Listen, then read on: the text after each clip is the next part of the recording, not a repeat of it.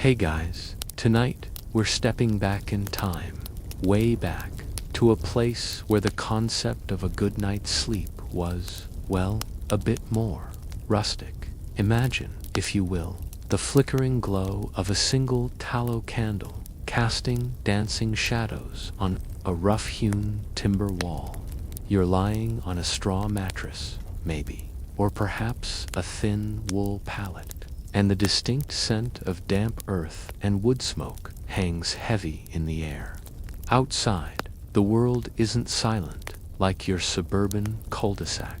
No, the medieval night hums with the distant baying of a dog, the creak of settling timbers, perhaps the frantic scamper of a rat in the thatch above your head. You pull your rough woolen blanket tighter, but it does little to ward off the chill that seems to seep through the very stones of the castle or the cracks in your wattle and daub hut. There's no gentle hum of an HVAC system, no soft glow of a digital alarm clock, just the vast, inky blackness punctuated by whatever sounds the night decides to offer. You might think, simpler times. But let's be honest, you probably wouldn't survive a single night without your plush mattress and noise-canceling headphones. The reality of medieval sleep was a far cry from our modern comforts, a chaotic symphony of discomfort and interruption.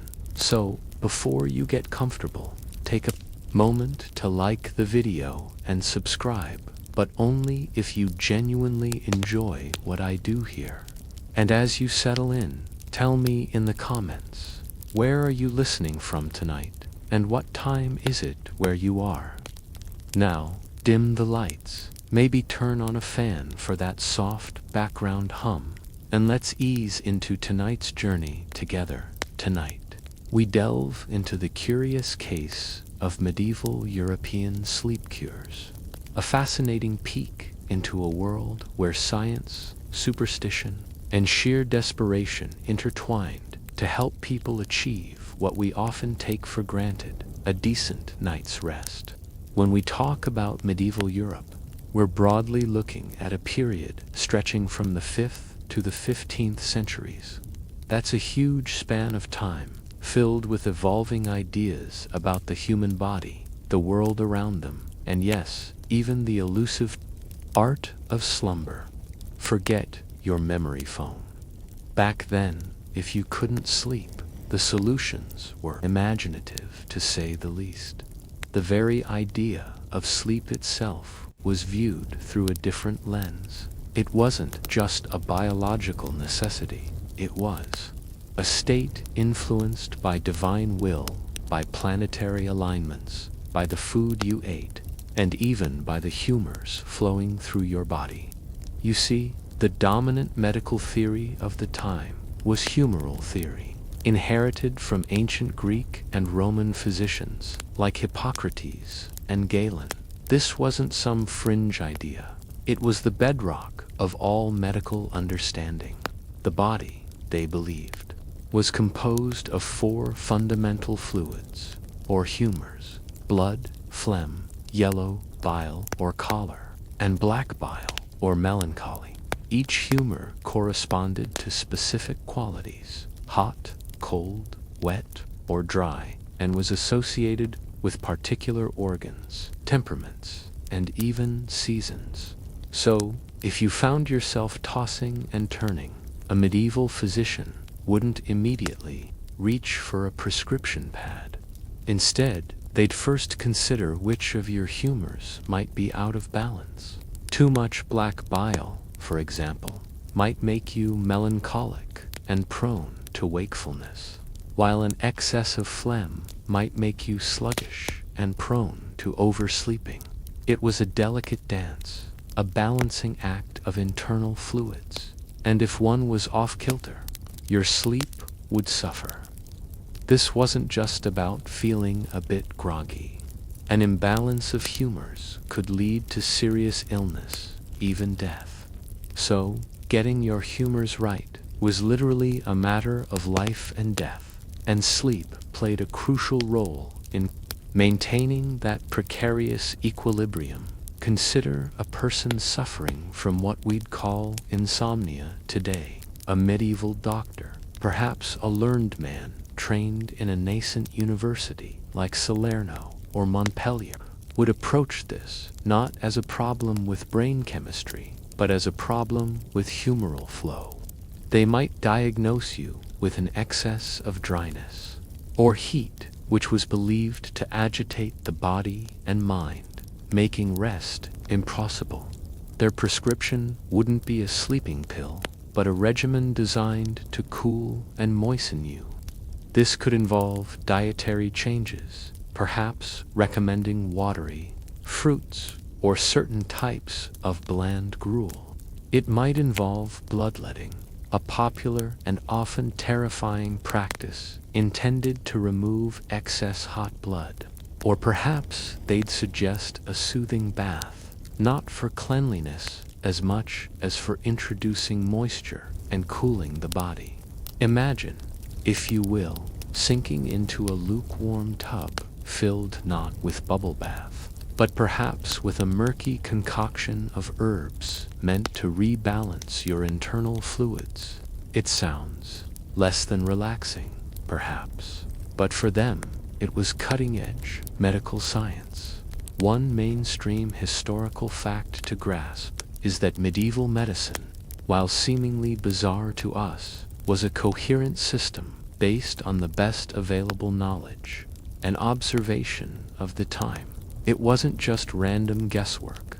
It was a highly complex and interconnected set of theories that sought to explain everything from temperament to disease to sleep. Physicians meticulously studied ancient texts, debated the subtle nuances of humoral theory, and genuinely believed they were offering the most effective treatments. This wasn't a world of charlatans mostly. It was a world grappling with the mysteries of the human body without microscopes, without understanding germ theory, and without the concept of neurons firing in the brain. Now for a quirky tidbit. Some medieval medical texts actually suggested that too much thinking, especially after dinner, could lead to insomnia. They believed that the brain, being a cold and moist organ, could be overheated by excessive mental activity, disrupting the natural flow of humors and preventing the onset of sleep. So, if you were a medieval scholar burning the midnight oil over a Latin manuscript, your doctor might tell you to put down the quill and perhaps go for a gentle stroll, or even partake in some light, non-intellectual conversation. Essentially, they were recommending a medieval version of unplugging before bed, though their reasons were entirely humoral. No late-night doom-scrolling on a glowing parchment for you. Historians still argue whether the concept of insomnia as a distinct medical condition, rather than merely a symptom of humoral imbalance, truly existed in the medieval mind. Was it a specific ailment to be treated, or simply an unfortunate manifestation of an underlying bodily disharmony? The medical texts of the time rarely isolated insomnia as a primary diagnosis. It was almost always tied to a larger systemic issue. This reflects a holistic view of the body, where everything was interconnected, and sleep was just one cog in the grand humoral machine. You couldn't just fix the sleep, you had to fix the entire humoral balance. So, while you might complain to your medieval doctor, "I can't sleep," his internal monologue would likely be, your phlegm is clearly too dry, or perhaps your blood too hot. We must address the root cause, my friend. Imagine you're a peasant after a long day toiling in the fields, your muscles aching, your stomach grumbling. You finally stumble back to your humble dwelling, perhaps a one-room hut shared with your family and even livestock for warmth. Sleep should come easily, right?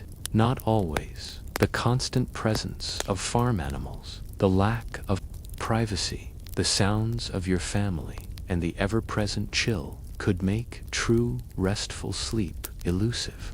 And if you did suffer from sleeplessness, your options were limited and often tied back to those for tricky humors.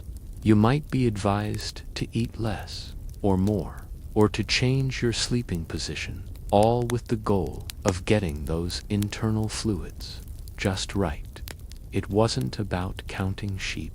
It was about balancing your internal chemistry with whatever limited tools were available. The idea of sleep hygiene as we know it simply didn't exist, but the medieval world had its own intricate, if sometimes misguided, systems for seeking repose. So, with the humors swirling and often out of whack, what did medieval folks actually do when sleep refused to visit? Beyond those rather intense medical interventions we just touched on, many turned to what might feel a little more familiar to us: herbal remedies. Imagine a world where your local pharmacy was less about neatly packaged pills and more about a wise woman in the village, or perhaps a monastic garden bursting with plants, each believed to hold specific powers. This was the era of the herbalist, where the earth itself was seen as a vast apothecary, offering solutions for every ailment, including sleeplessness. The medieval understanding of herbs wasn't just about their chemical properties, which of course were largely unknown. It was deeply intertwined with the humoral theory we discussed earlier. Each plant was thought to possess certain qualities, hot or cold, wet or dry, that could either balance or unbalance the body's humors. For instance, a cold and moist herb would be prescribed to someone suffering from heat and dryness, which were believed to cause agitation and wakefulness. Conversely, a hot and dry herb might be given to someone with an excess of cold phlegm, though this would be less common for sleep-inducing purposes, given the goal was to calm, not stimulate. One of the most widely used and enduring herbal remedies for sleep, even echoing into our modern times, was opium. Now, this wasn't the recreational drug we often associated with today. Opium, derived from the poppy plant, was a powerful pain reliever and sedative, known since antiquity. Medieval physicians and apothecaries would prepare it in various forms, often as a tincture mixed with wine or other liquids, creating what was known as laudanum. While effective, its potency and addictive nature were, of course, poorly understood. Imagine a weary traveler, perhaps a merchant or a pilgrim, arriving at an inn after days on the road, suffering from aches and the general discomfort of medieval travel. A small dose of laudanum might have been their only recourse for a night of peace. The relief it offered would have been immense, even if the long-term consequences were dire. This particular mainstream historical fact is a stark reminder that while the motivations were similar to ours, to alleviate suffering and promote rest, the methods were far more rudimentary and often carried significant risks. But beyond the potent and perilous poppy, a whole host of gentler, less dangerous herbs were employed. Think about valerian root. This unassuming plant, with its rather pungent odor, was a medieval superstar for sleep. It was categorized as a warm and dry herb, but its effect was seen as calming and relaxing, capable of soothing agitated nerves and promoting rest. People would brew it as a tea, often mixed with honey to mask its somewhat bitter taste. You might imagine a tired peasant woman after a day of back-breaking work in the fields, preparing a simple valerian infusion over a crackling fire, hoping for a few hours of undisturbed sleep before the roosters crow. It's a far cry from counting sheep, isn't it? Then there was lettuce. Yes, humble lettuce. Medieval herbalists believed that the milky sap found in the stem of some lettuce varieties contained sedative properties. It was considered a cold and moist plant, perfect for cooling an overheated body and calming an agitated mind. People would often eat large quantities of lettuce before bed, sometimes even boiling it down into a sort of calming broth. Imagine yourself sitting at a rough wooden table, spooning down a bowl of warm, watery lettuce soup, earnestly believing it would usher in pleasant dreams. It sounds a bit like a diet fad from a bygone era, doesn't it? A quirky or fringe tidbit, to be sure, and one that perhaps highlights the desperation of the sleepless. Another popular choice was chamomile. This delicate flower, with its sweet, apple-like scent, was prized for its soothing qualities. It was often brewed into a calming tea, much like today, but also used in poultices and compresses applied to the temples or forehead, believed to draw out hot humors and induce sleep. You can almost picture a worried mother applying a warm chamomile compress to her restless child's forehead, murmuring prayers and hoping the gentle plant would bring peace. What about lavender? This fragrant herb, beautiful and widely cultivated, was also a go-to for its calming effects. It was often placed in sachets under pillows or sprinkled on bedding. Its scent believed to promote tranquility and ease the mind into slumber. Imagine the subtle, sweet aroma filling a drafty medieval bedchamber, a small luxury in an otherwise harsh world. It's a reminder that even amidst the struggles, people sought small comforts and sensory pleasures to aid their rest. But here's where things get a bit murkier. Historians still argue whether the perceived effectiveness of many herbal remedies was due to genuine pharmacological properties or largely a placebo effect, intertwined with faith and expectation. Without scientific understanding of active compounds, much of the efficacy was based on anecdotal evidence and centuries of traditional use. Did the valerian truly calm, or was it the ritual of preparing the tea, the belief in its power, and the quiet moments before sleep that ultimately brought rest? It's a question that continues to fascinate researchers of medical history. The line between medicine and magic was often blurred, and a strong belief in the cure was perhaps half the battle. Beyond ingestion, herbs were used externally. Poultices and compresses made from various plants were applied to the head or feet, believed to draw out bad humors or induce localized cooling. Imagine a damp, herbal-smelling cloth pressed against your temples, hoping to pull away the restless energy keeping you awake. And of course, there were the potions and concoctions, often complex mixtures of multiple herbs, sometimes mixed with wine, honey, or even animal fats. These were not always pleasant tasting, but the medieval mind believed the more ingredients, the more powerful the brew. Consider the role of the monastic gardens. Monasteries were often centers of learning and healing in the medieval period. Monks and nuns, with their access to ancient texts and their disciplined approach to cultivation, often maintained extensive herb gardens. These gardens weren't just for food, they were living pharmacies. A sick villager, unable to afford a learned physician, might turn to the monastery for a balm or a potion, trusting in the monastic knowledge and piety. The quiet, contemplative atmosphere of a monastery might have also contributed to the perceived effectiveness of their remedies.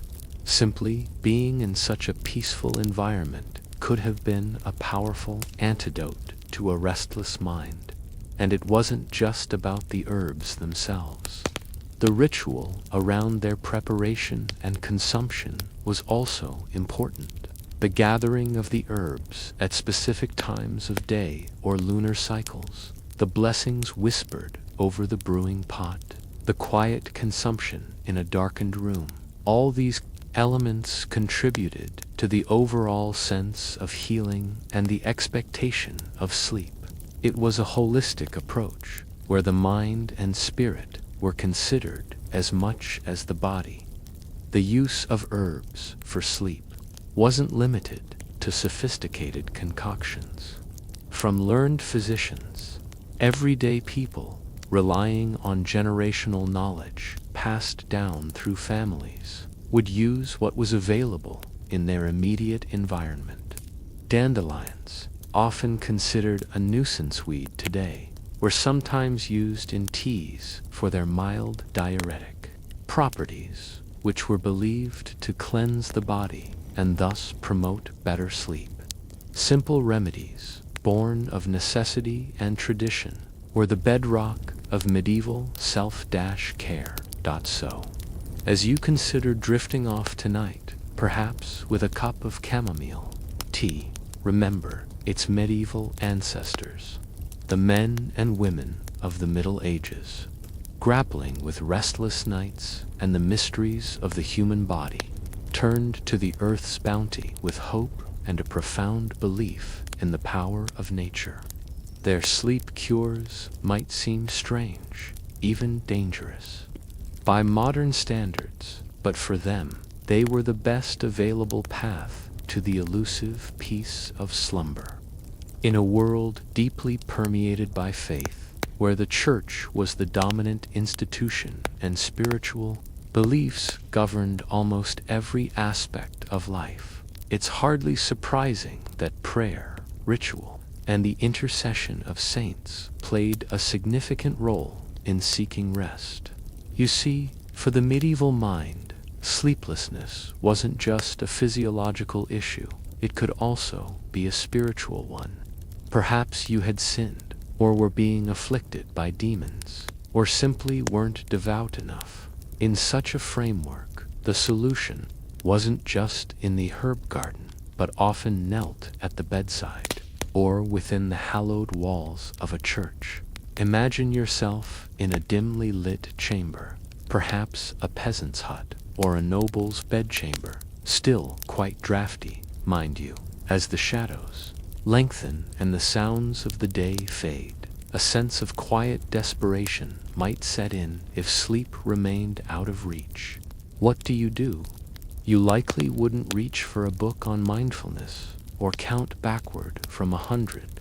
Instead, you'd turn to the familiar comfort of ritual. Prayer was, of course, the most direct and accessible method. Simple, heartfelt prayers. For peace, for rest, for protection against nocturnal evils were commonplace. You would invoke God, the Virgin Mary, or a favored saint, believing that their divine grace could bring tranquility to a troubled mind and body. This mainstream historical fact reminds us that faith was not just a Sunday affair.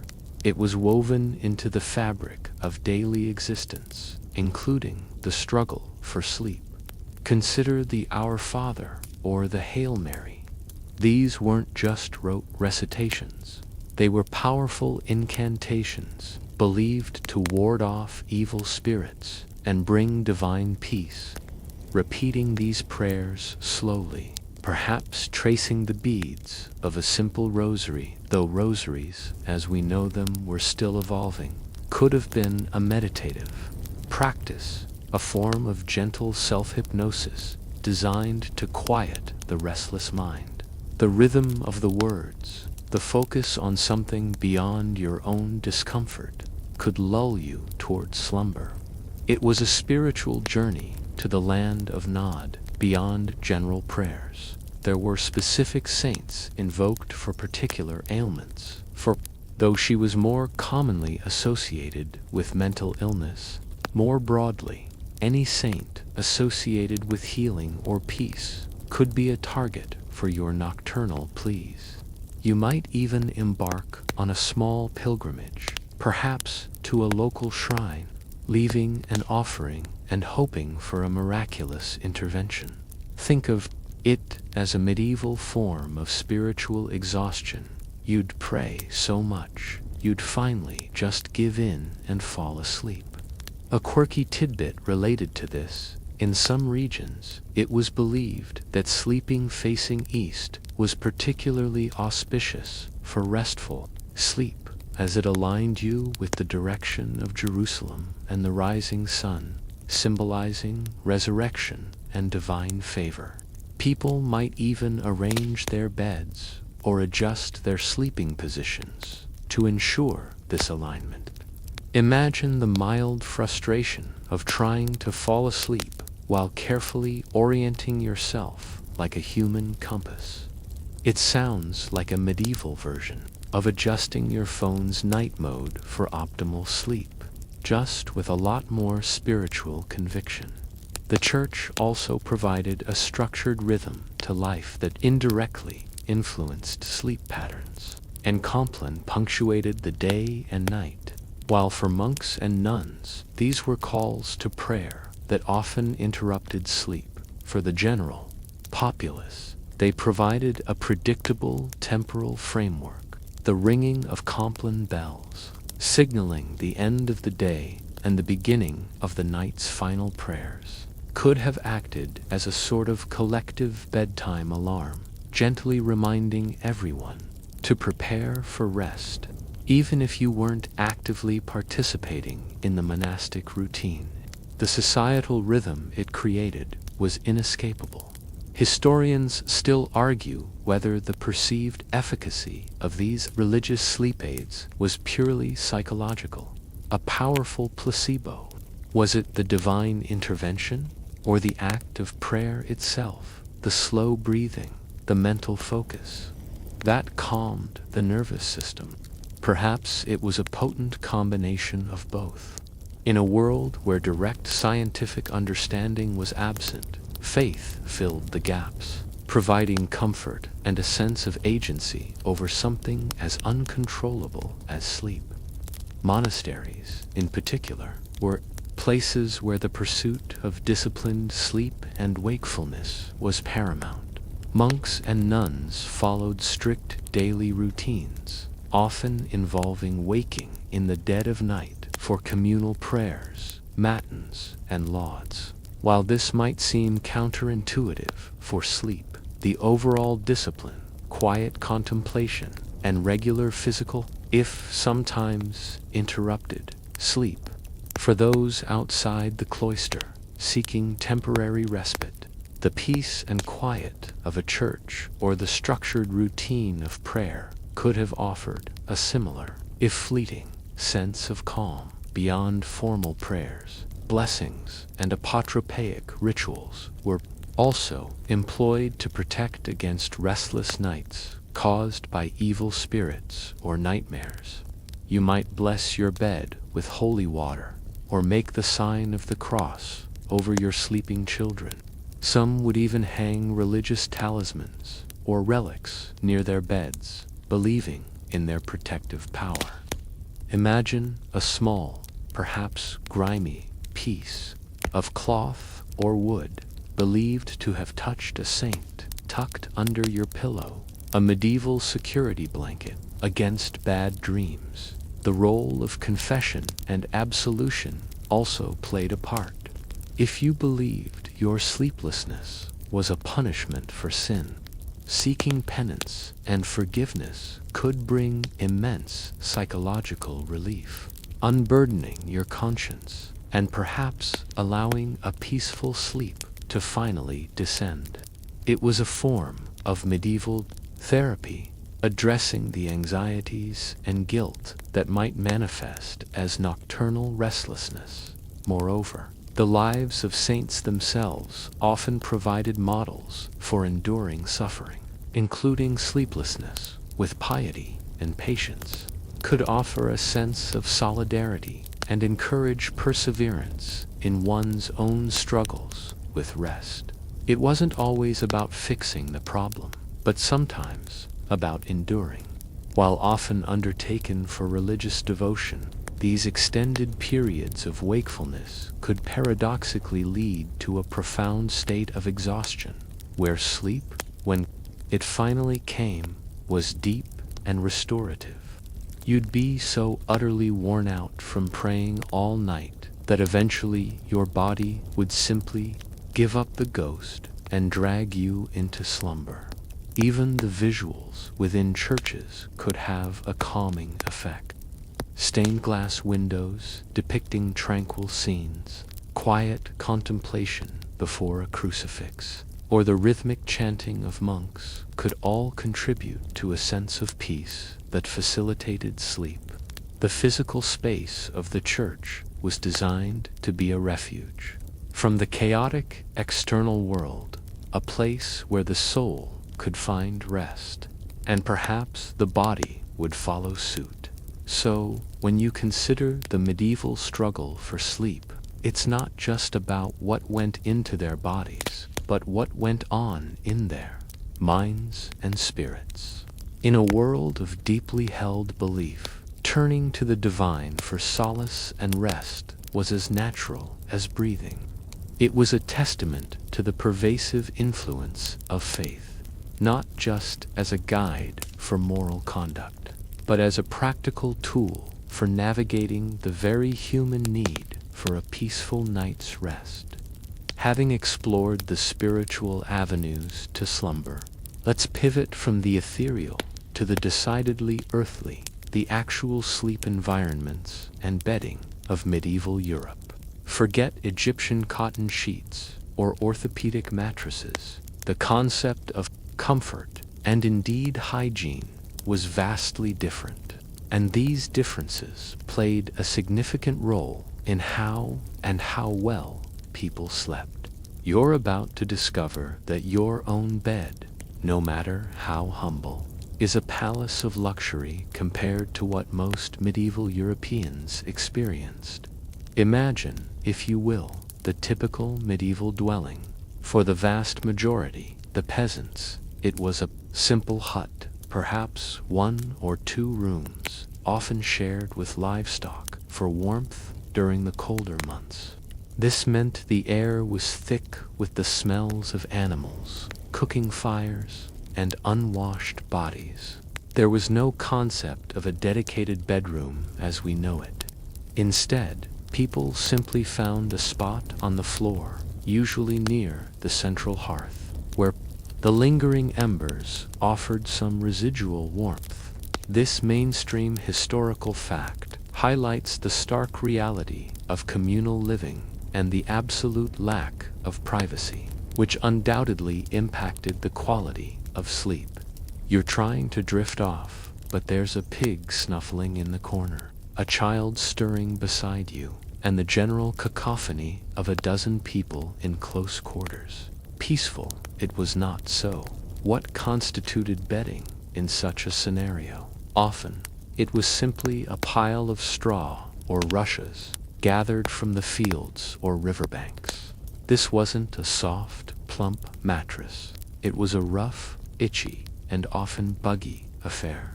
You'd probably arrange your cloak or a spare piece of rough woolen cloth as a makeshift blanket. And remember, straw and rushes aren't known for their long-term cleanliness. They would quickly become soiled, attracting fleas, lice, and other unpleasant creatures. Changing your bedding involved simply tossing out the old, compacted, fleered-in straw and bringing in a fresh batch. This was a chore, not a luxury, and not one performed daily. The concept of fresh linens was a distant dream, literally, now. If you were a bit more fortunate, perhaps a yeoman farmer or a skilled artisan, your bed might be slightly elevated, a wooden box filled with straw, or even a simple wooden frame. Still straw, though the wealthy, however, had somewhat better options, though still far from modern standards. For them, a proper bed frame, often carved and sometimes canopied, would be a sign of status. These beds would be filled not with straw, but with feathers or even wool. Feather beds were the absolute pinnacle of medieval luxury bedding, akin to sleeping on a cloud of down. Imagine the softness after a lifetime of straw. But even these required regular airing and beating to keep them fluffy and free of pests. And even then, the bed linens, if they had them, would be coarse linen or wool, rarely laundered by our standards.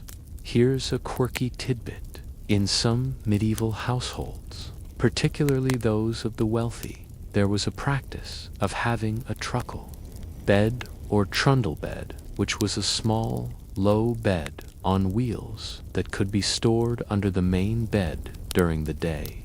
This wasn't for guests, but often for a servant or squire who would sleep in the lord's or lady's chamber, providing security and being on hand for immediate needs. So, imagine trying to get some quality shut-eye with your boss's personal assistant, snoozing or not snoozing right under your bed. It adds another layer to the lack of privacy, doesn't it?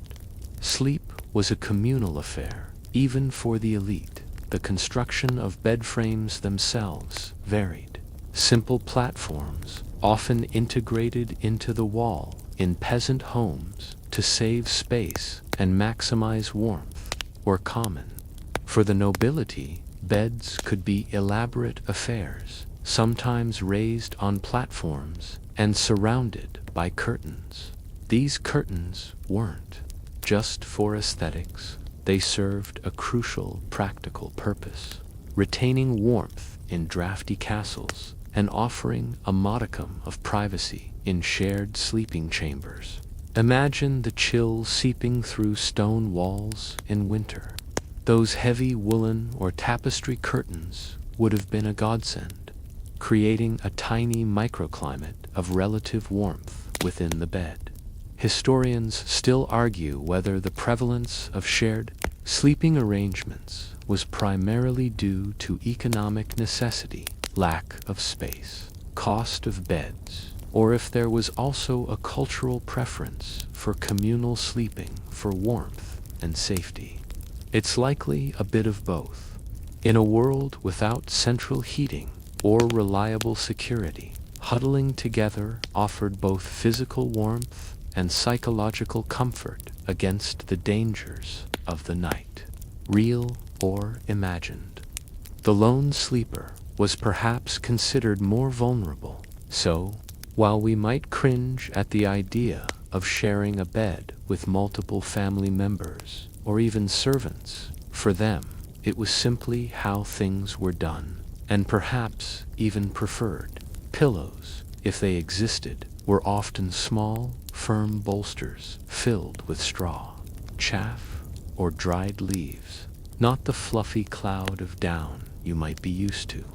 And imagine the smell, the constant dampness, lack of ventilation, and proximity to animals and cooking fires meant that medieval sleeping spaces often carried a pervasive, earthy, and sometimes acrid scent. Your modern nose, accustomed to fabric softener and air fresheners, would be in for quite a shock. No wonder medieval people were so keen on incense and strong perfumes. They were fighting a constant battle against lingering odors. The physical environment itself presented numerous challenges to sleep. Without proper insulation, homes were often cold in winter and hot in summer. Light pollution wasn't an issue from electric lights, but the flickering flames of hearth fires or tallow candles could cast unsettling shadows. And of course, there was the noise. Noisy neighbors, wandering animals, unpaved streets, meant that the medieval night was far from silent. Even in a quiet monastery, the regular bells for prayers would interrupt any deep slumber. Consider the notion of the first sleep and second sleep, or segmented sleep. This was a common pattern in medieval Europe, where people would go to bed shortly after dusk, sleep for a few hours, the first sleep, wake up for an hour or two in the middle of the night to pray, stoke the fire, or visit with family, and then return to bed for a second sleep until dawn. This wasn't necessarily a sign of poor sleep.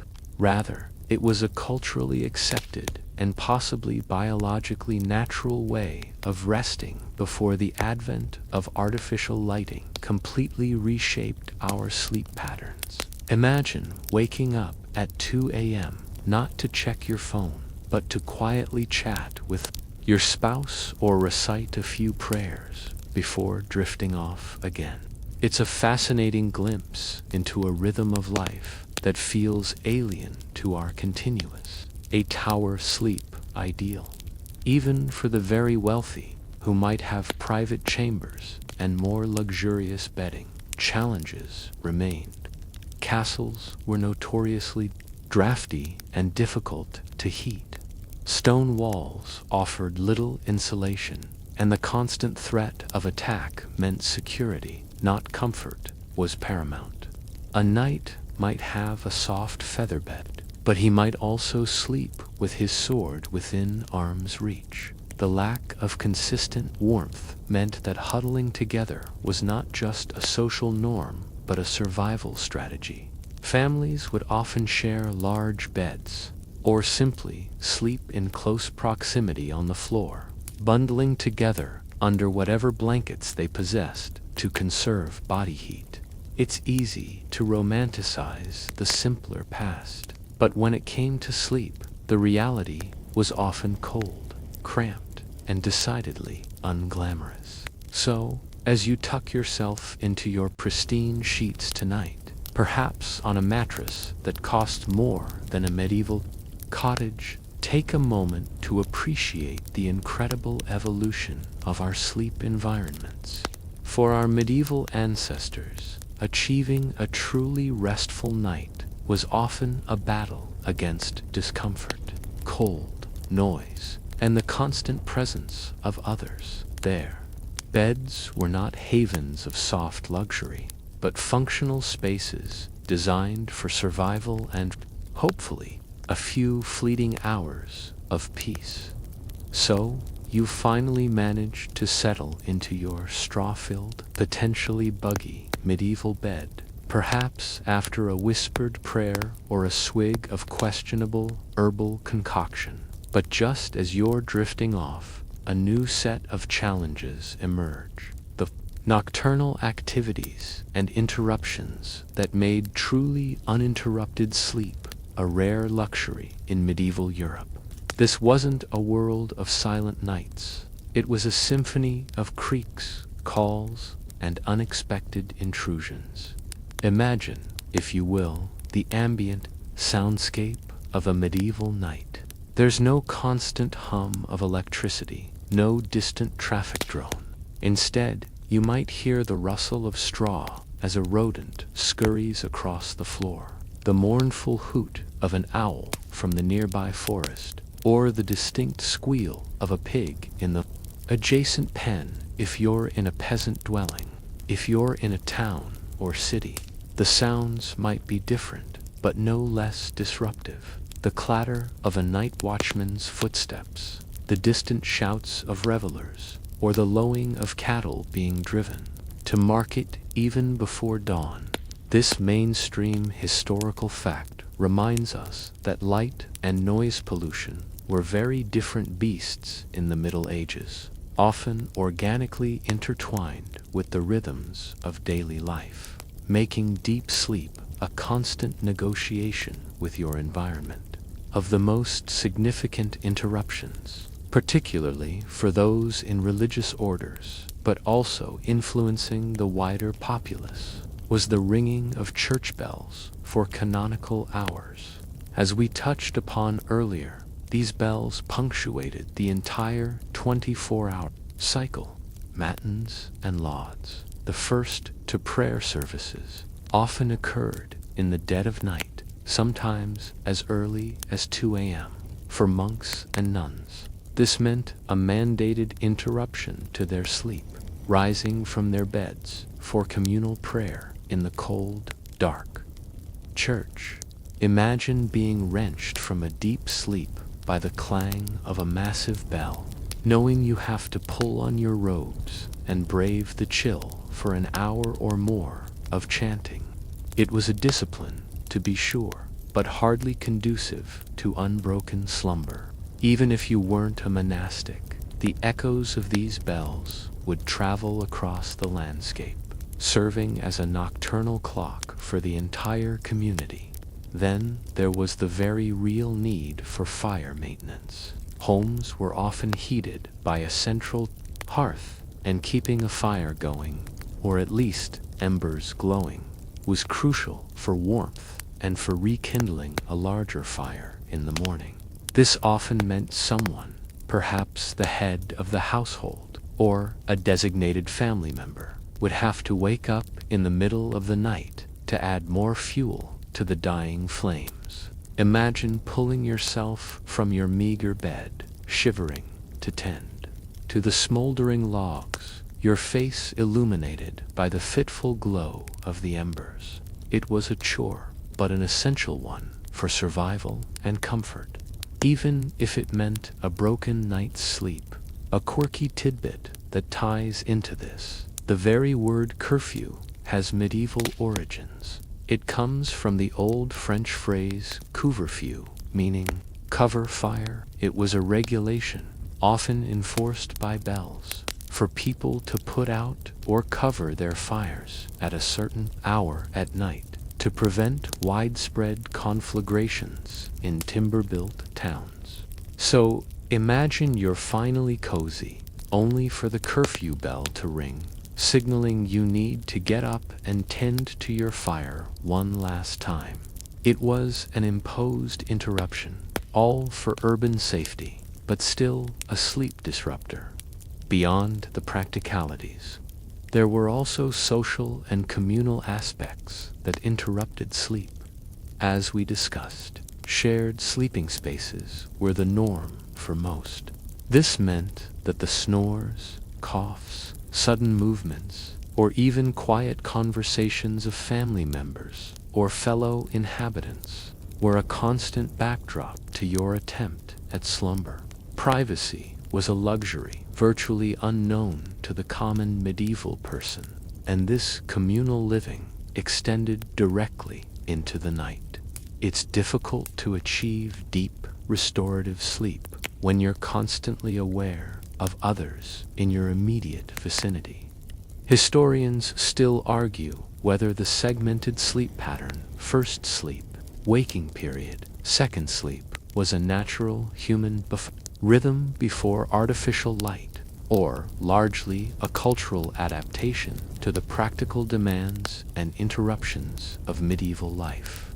Was it simply a sensible way to deal with fire maintenance, night watch, or early morning chores? Or did the human body naturally prefer this split sleep? The debate continues, but it's clear that medieval society was organized around this pattern, making it a culturally ingrained aspect of nighttime. And let's not forget the threats, real and perceived. For peasants, the fear of wolves or other wild animals preying on livestock or even attacking humans could keep one on edge. For those in towns, the threat of thieves, fires, or even warring factions could lead to anxious, interrupted nights. Night watchmen, if present, would patrol the streets, their calls echoing through the darkness, both a reassurance and a potential disruption.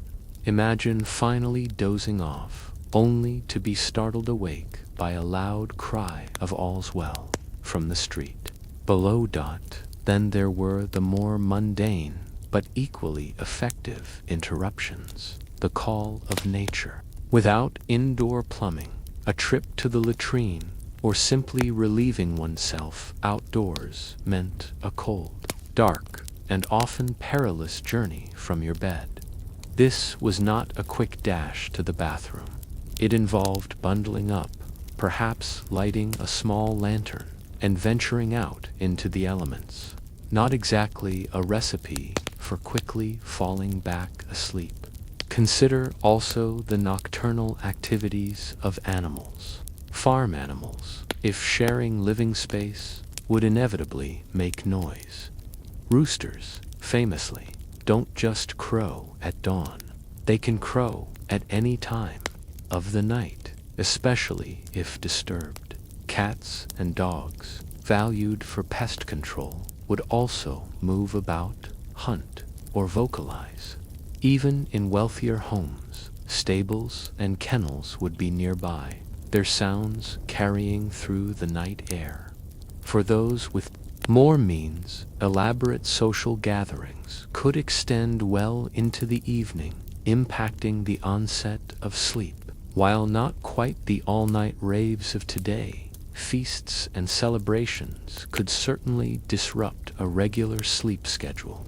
And conversely, for those suffering from actual illnesses, the symptoms themselves, fever, pain, coughing, would be constant interruptions, often exacerbated by the lack of effective pain relief. The concept of a night out, as we understand it, didn't really exist for the common folk, whose lives were dictated by the sun and the demanding rhythm of agrarian labor. But for the very wealthy, entertainment could certainly continue into the dark hours.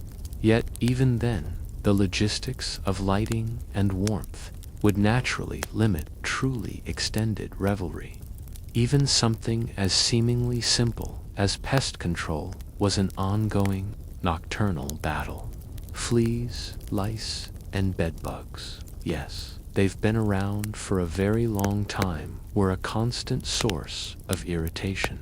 Their bites causing itching and discomfort that would inevitably interrupt sleep.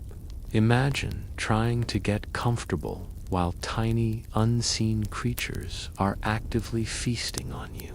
It's a truly visceral reason for a restless night and a constant companion for medieval sleepers. So, while we might romanticize the peace of pre-industrial nights, the reality was often a noisy, active, and frequently interrupted experience.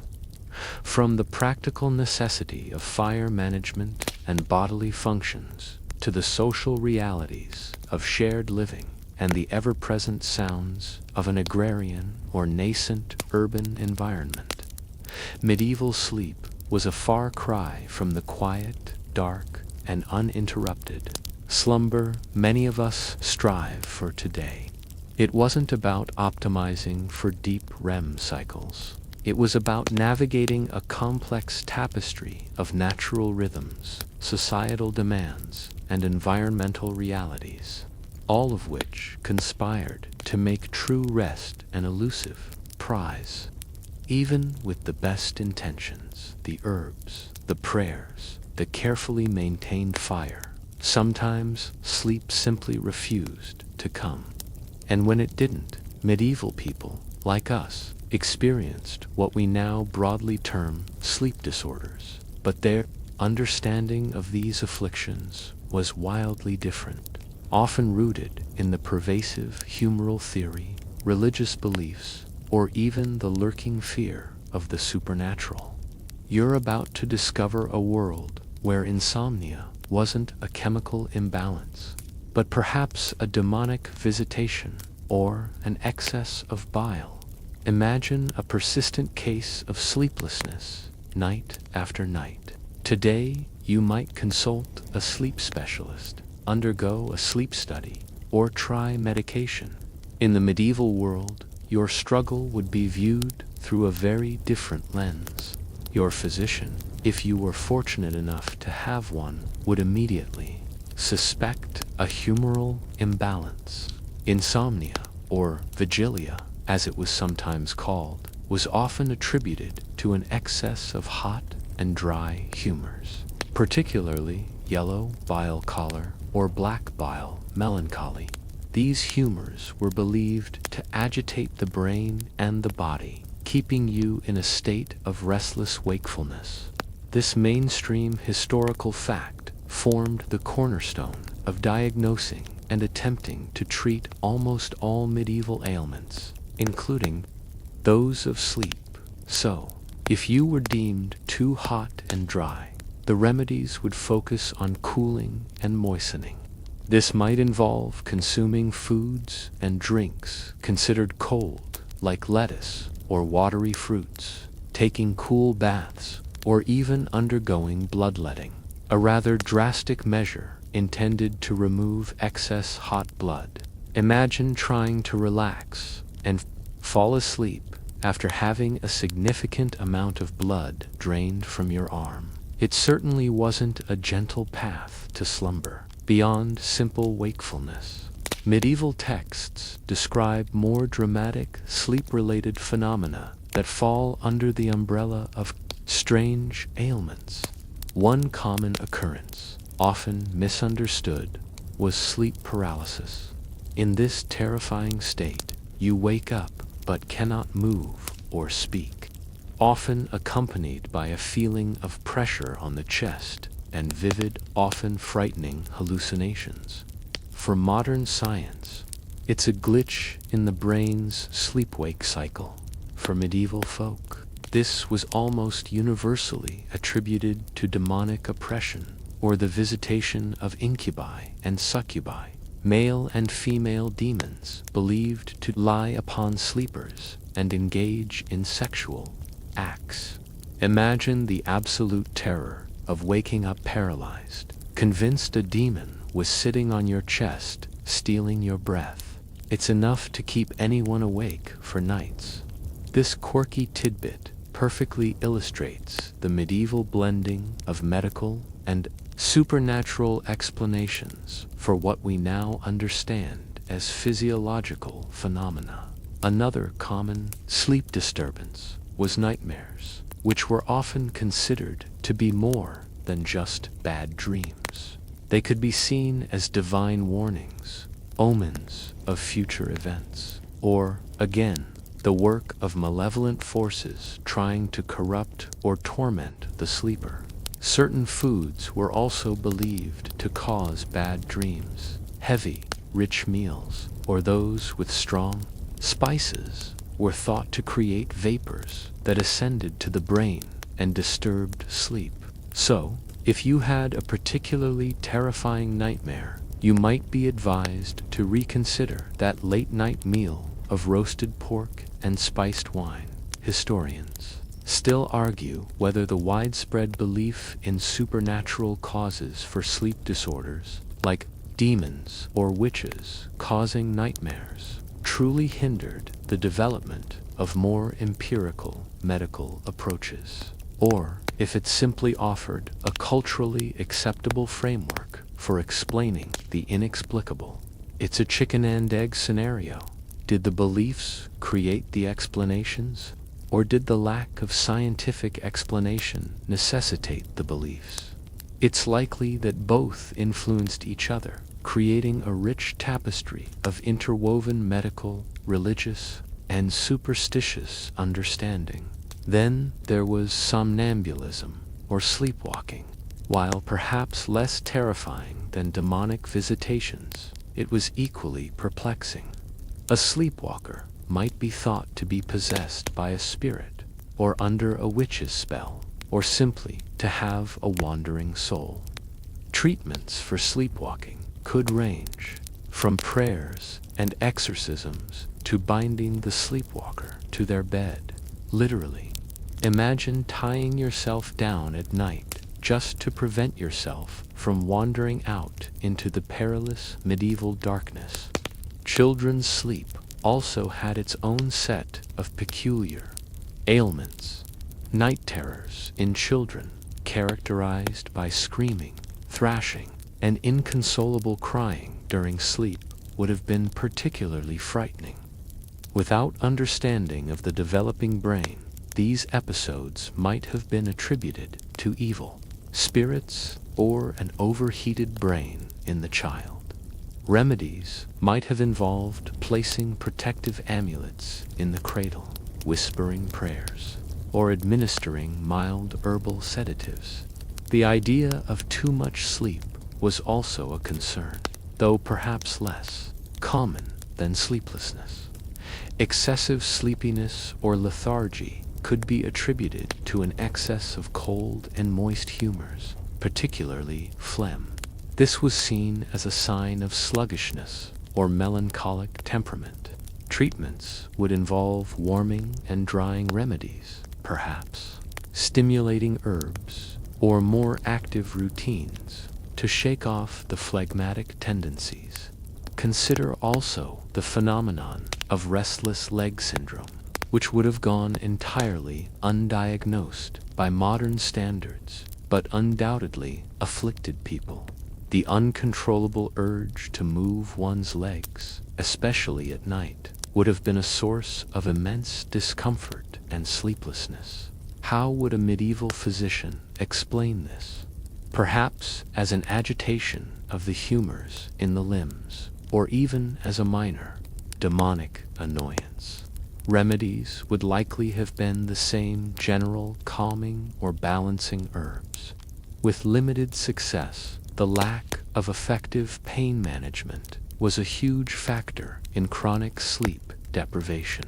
If you were suffering from a toothache, a broken bone, or a lingering infection, the constant pain would simply make sleep impossible. Opium, as mentioned, was available but not always accessible, and its dangers were unknown. So, many medieval individuals simply endured nights of agony, waiting for dawn and hoping for relief. Your ability to sleep often directly correlated with your current state of physical health, and in an era without antibiotics or modern analgesics, physical health was often precarious. Even environmental factors, poorly understood, would have been ailments. Chronic exposure to smoke from indoor fires, leading to respiratory issues, would have made breathing difficult at night and undoubtedly contributed to poor sleep quality. The general lack of hygiene meant infestations of pests like bedbugs and fleas were common, causing persistent itching and irritation that could prevent deep sleep. Imagine the constant scratching, the microscopic battles waged on your very skin, all while trying to drift off. So, while we classify sleep disorders, clinically, the medieval world interpreted them through their existing frameworks of understanding. They saw not just a problem with the body, but often a symptom of spiritual disquiet, humoral imbalance, or malevolent external forces. The treatments, ranging from the truly benign to the dangerously misguided, reflected this holistic and often superstitious view. It was a terrifying and mysterious landscape for anyone struggling to find peace in the dark, and a testament to human resilience in the face of what they couldn't possibly comprehend. Having wrestled with the internal demons of sleep disorders and the external realities of medieval bedding, let's now turn our attention to what medieval people put into their bodies to encourage slumber, their diet and drink for drowsiness. This wasn't about counting calories or macros. It was about the perceived qualities of food, often still tethered to the omnipresent humoral theory and the practical realities of what was available. You're about to discover that some medieval bedtime snacks were surprisingly familiar, while others would have you raising a very curious eyebrow. Imagine you've had a long day of strenuous labor, perhaps tilling fields or working at a craft. Your body aches, and your mind is restless. What do you consume to help you drift off? For many, the evening meal itself was often the most substantial of the day, eaten relatively late by our modern standards, often just before dusk. This mainstream historical fact is significant because a heavy meal right before bed can be notoriously disruptive to sleep, even today. Yet, for medieval folk, it was a necessity to fuel the body for the next day's exertions and to ward off hunger during the long night. The key, then, was to choose foods believed to possess cold and moist qualities, which were thought to counteract the hot and dry humors that caused wakefulness. One surprisingly common recommendation was lettuce. As mentioned before, its milky sap was believed to have sedative properties. So, a large helping of lettuce, perhaps boiled or wilted, might have been a recommended evening dish.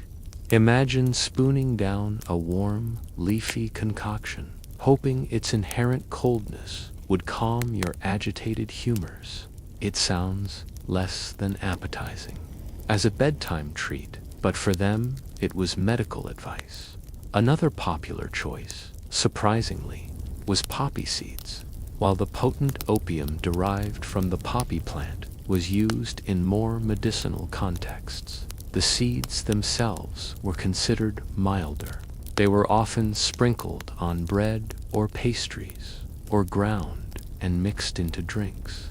The idea was that they carried some of the plant's sleep-inducing qualities in a less dangerous form.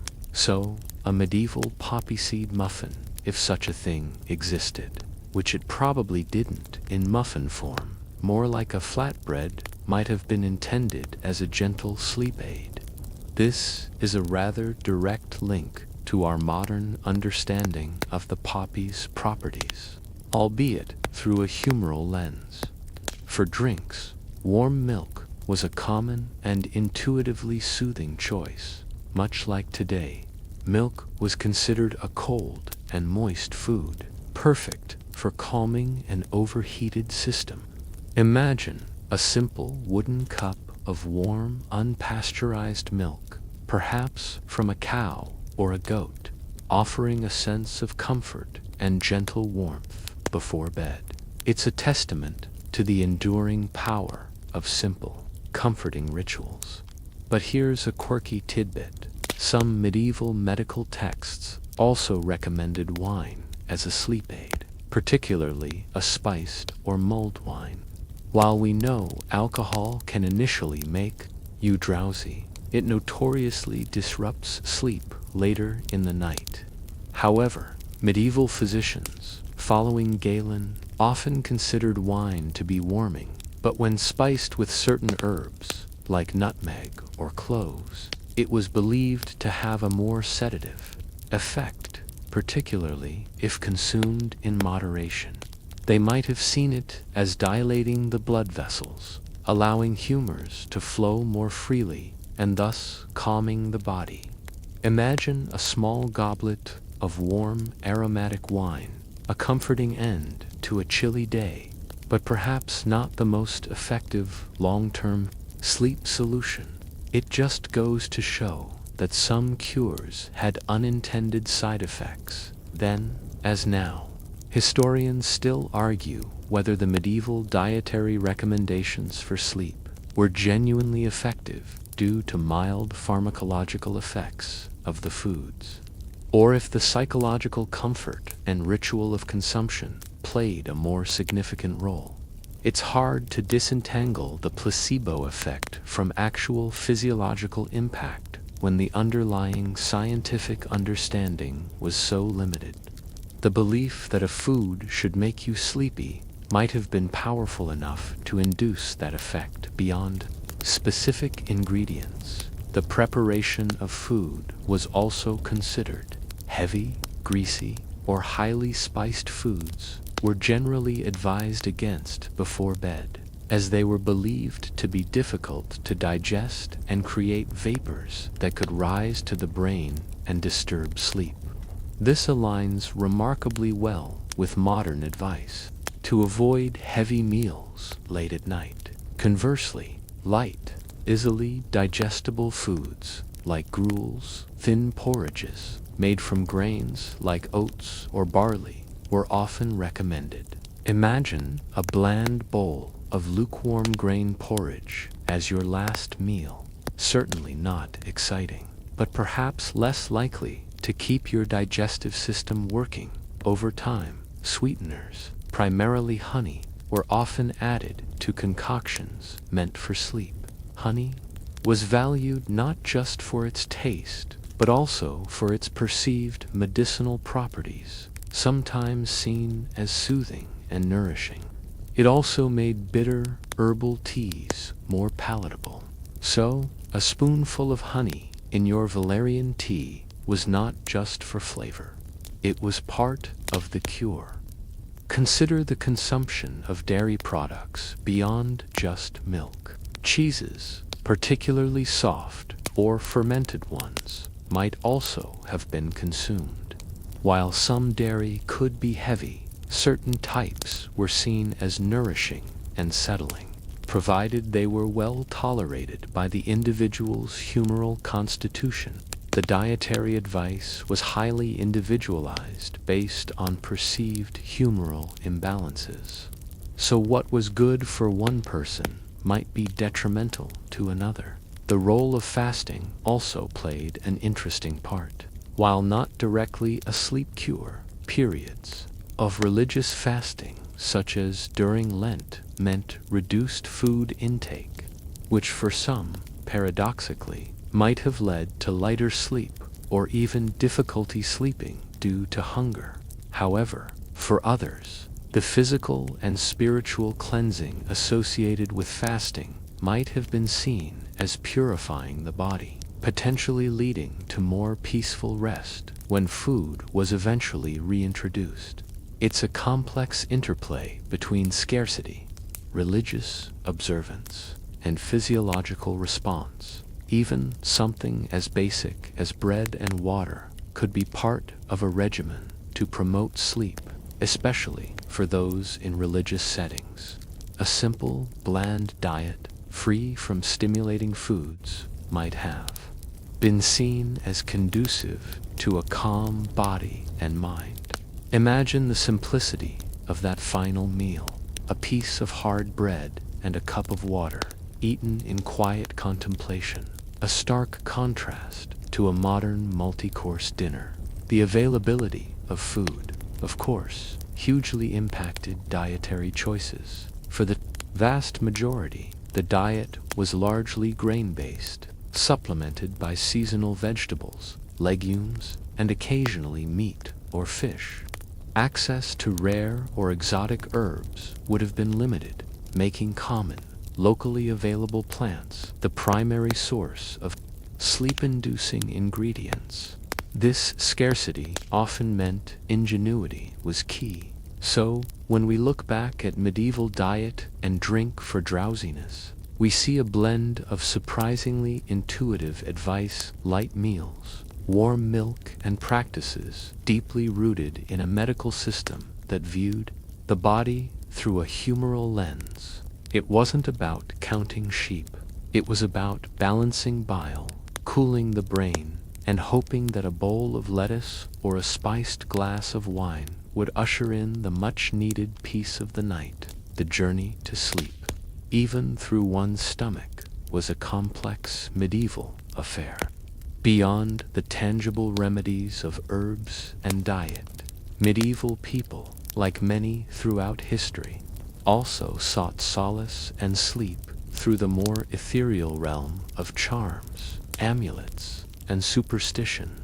In a world where understanding of the human body and the natural world was limited, and where the line between natural and supernatural was often blurred, it was entirely logical to attribute sleeplessness to unseen forces and to seek protection or intervention from them.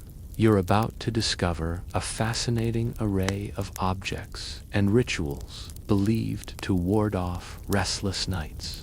From the pious to the peculiar, imagine waking in the dead of night, heart pounding, convinced that some unseen entity is lurking in the shadows of your chamber. Or perhaps you're simply unable to quiet your anxious thoughts. For the medieval mind, such experiences weren't just psychological. They could be the work of malevolent spirits, the night hag, or even a witch's curse. In this environment, a tangible object, imbued with protective power, offered a profound sense of security. This mainstream historical fact is crucial. The belief in magic, both benevolent and malevolent, was not a fringe concept. It was deeply integrated into the daily lives and worldview of the vast majority of people, from peasant to noble. One of the most common forms of protective sleep charm involved religious symbols: a small wooden cross, a blessed medallion of a saint, perhaps Saint Christopher, for protection on journeys, which could extend to the journey through sleep, or even a small piece of parchment inscribed with a biblical verse could be placed under a pillow, hung over the bed, or sewn into clothing. The belief was that the divine power inherent in these symbols would ward off evil spirits, prevent nightmares, and ensure peaceful, protected slumber. Imagine tucking a tiny, well-worn cross under your straw pillow, a simple gesture offering immense psychological comfort against the terrors of the night. But beyond the overtly religious, there were a host of more superstitious charms. A quirky tidbit, one that might sound particularly odd to our modern ears: the tooth of a badger or the skull of an owl were sometimes used as amulets, believed to ward off nightmares and promote sleep. The logic behind these choices is obscure, now perhaps tied to animal symbolism or forgotten folk beliefs. But for the medieval individual, if a badger tooth worked for old Griselda down the lane, it was certainly worth a try. Imagine rummaging through a bag of strange animal parts to find your bedtime charm. A far cry from a comforting cup of tea. Historians still argue whether the widespread use of these charms and amulets was primarily a reflection of genuine magical belief, a pragmatic attempt to find solutions in the absence of scientific understanding, or a form of psychological coping mechanism that offered a sense of control in an unpredictable world. It's likely a complex interplay. People genuinely believed in the power of these objects, but the act of using them also provided comfort and reduced anxiety, which in turn could make sleep more attainable. Specific rituals often accompanied these charms. You might have to recite a particular incantation while placing the amulet, or draw a protective symbol in the dirt around your bed. These rituals added to the perceived efficacy, reinforcing the belief in the charm's power. The act of performing the ritual itself could be soothing, a focused activity that diverted the mind from anxious thoughts. Certain plants were also used as protective charms, not just as remedies. Sprigs of rue or dill, sometimes hung above the bed or placed under the mattress, were believed to repel evil spirits and prevent nightmares. The strong, often pungent scent of these herbs might have also contributed to their perceived protective qualities. It was a botanical barrier against the unseen world. The practice of wearing rings or pendants with specific stones or engravings was also common. Certain gemstones were believed to possess properties that could aid sleep or protect against nocturnal dangers. For example, amethyst was sometimes associated with calming the mind and preventing intoxication, which could indirectly lead to better sleep. While not directly a sleep cure, These protective adornments contributed to an overall sense of security that could facilitate rest. Consider also the use of written charms or spells. These might be short phrases, often in Latin, invoking divine protection or commanding evil spirits to depart. These slips of parchment would be folded, perhaps tied with a thread and worn as an amulet or placed under the pillow. The power was believed to lie in the words themselves, particularly if they were considered sacred or divinely inspired. Imagine a small, carefully folded piece of paper, your silent guardian against a restless night. The use of iron was another common protective measure.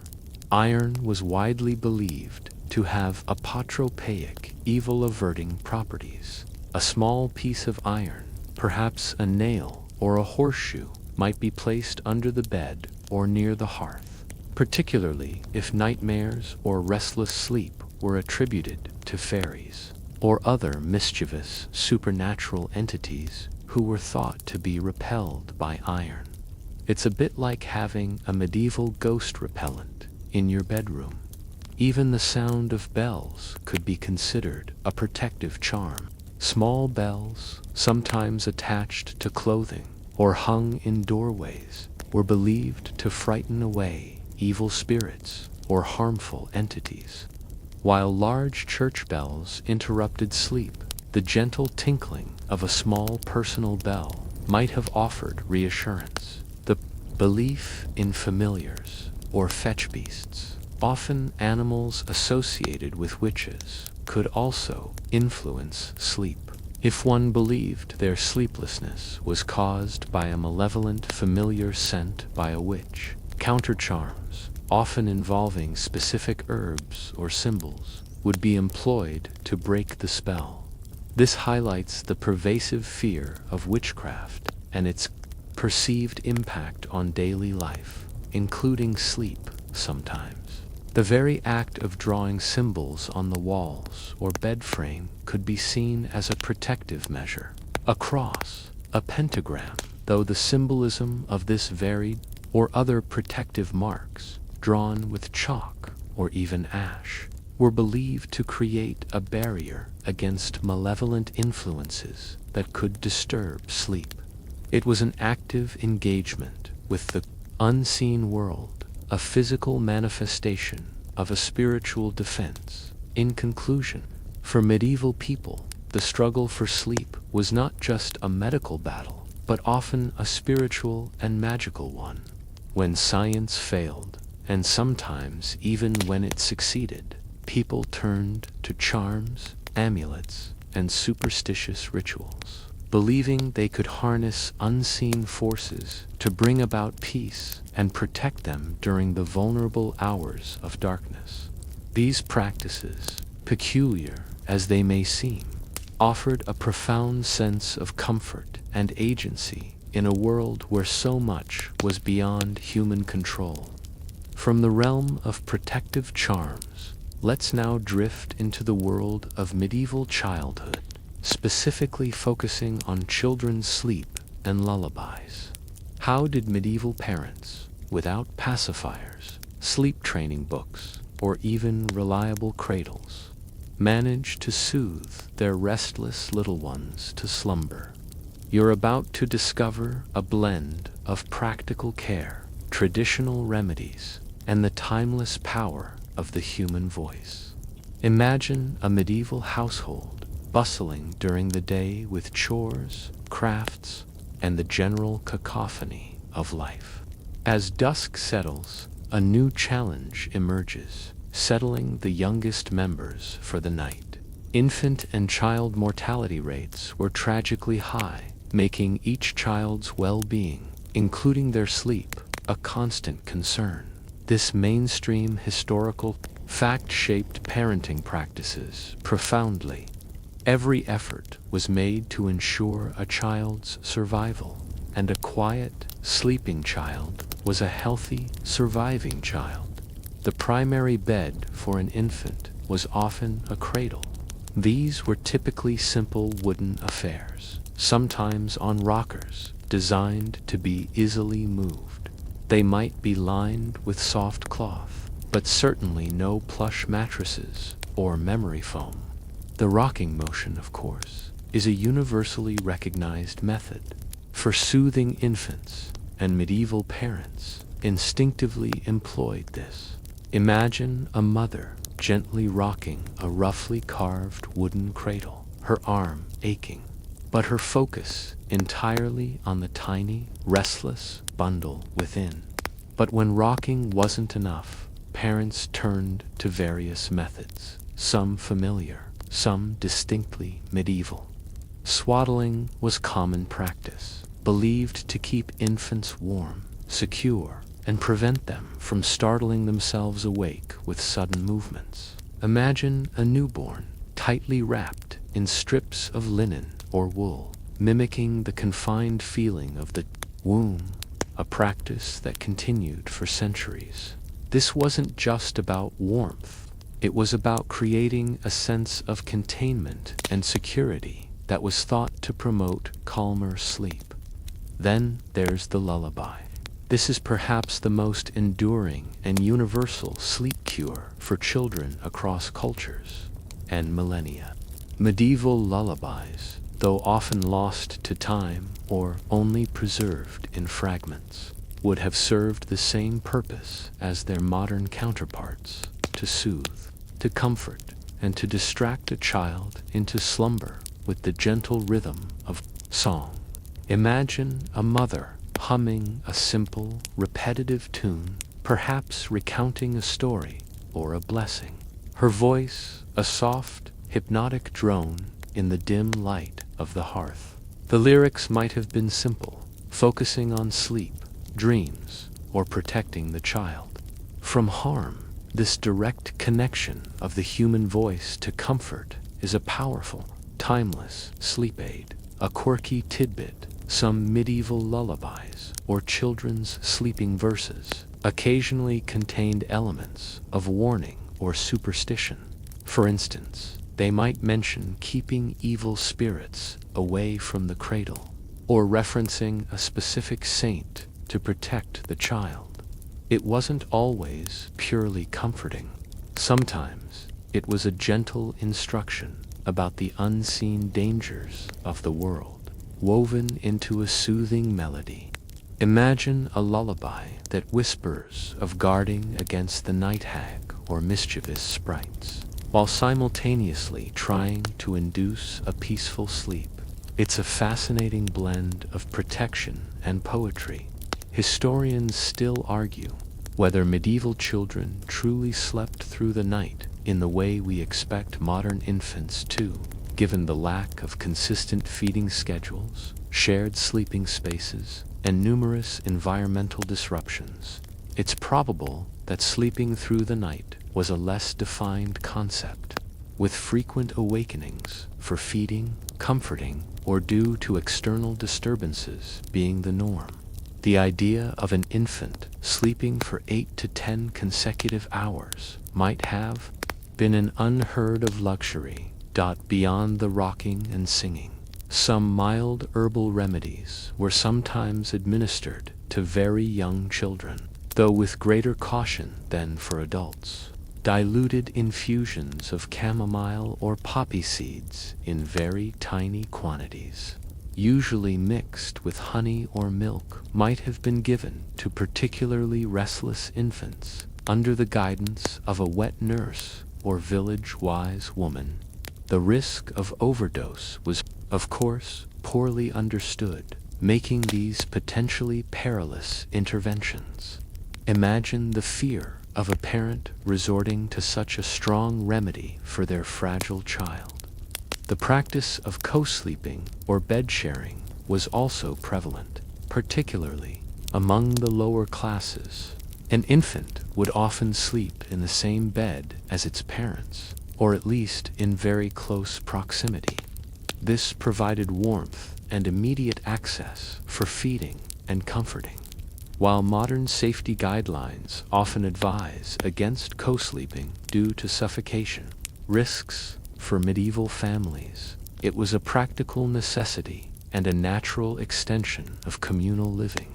The mother's presence, her heartbeat, her scent, would have been a powerful somniferum for the infant. Children were also often kept in close proximity to the daily life of the household, meaning their sleep might be frequently interrupted by the general noise and activity. There wasn't a separate, quiet nursery. A child's nap might be taken amidst the sounds of weaving, cooking, or conversation. This constant exposure to ambient noise might have, in a strange way, made children more resilient to minor disturbances during sleep, simply because they were accustomed to it from birth. Consider the role of the wet nurse for wealthier families, or those where the mother could not breastfeed. A wet nurse would be hired to feed and care for the infant. This meant the baby would spend a significant amount of time, including nights, with the wet nurse, further embedding the child's sleep patterns within a communal rather than strictly nuclear family context. The wet nurse's comfort and care would be the primary source of security for the child. The physical exertion of play and daily activities also contributed to children's tiredness. Medieval children, particularly those in agrarian families, would have been involved in light chores from a very young age, and their play was often outdoors and physically demanding. This natural exhaustion would have made them generally more prone to sleep, even amidst less than ideal conditions. A tired child, then as now, is often a sleeping child. For older children, storytelling would have played a significant role in winding down for the night. Rather than reading from books, which were rare and expensive, tales would be told orally, perhaps by the firelight, weaving narratives of saints, heroes, or local folklore. These stories, with their gentle rhythms and captivating plots, could transport a child's mind away from the anxieties of the day, guiding them towards the imaginative realm of dreams. Imagine sitting by the hearth, listening to your parent or grandparent spin a yarn, your eyelids growing heavy with each passing word. Even the simple act of singing hymns or reciting prayers before bed was a common practice for children, instilled from a young age. This ritual, again, offered a sense of structure, comfort, and a spiritual safeguard against the terrors of the night, helping to prepare the child for rest. So, while medieval parents lacked the scientific understanding and modern conveniences we take for granted, their methods for helping children sleep relied on universal instincts, comfort, warmth, rhythm, and the soothing power of the human presence. The challenges were immense, from disease to environmental discomfort, but the desire to bring peace and rest to a child was, as always, a deeply human and enduring one. Having explored the delicate art of putting medieval children to sleep, let's now consider a rather unconventional, yet surprisingly common, category of medieval sleep aids: animal-assisted slumber.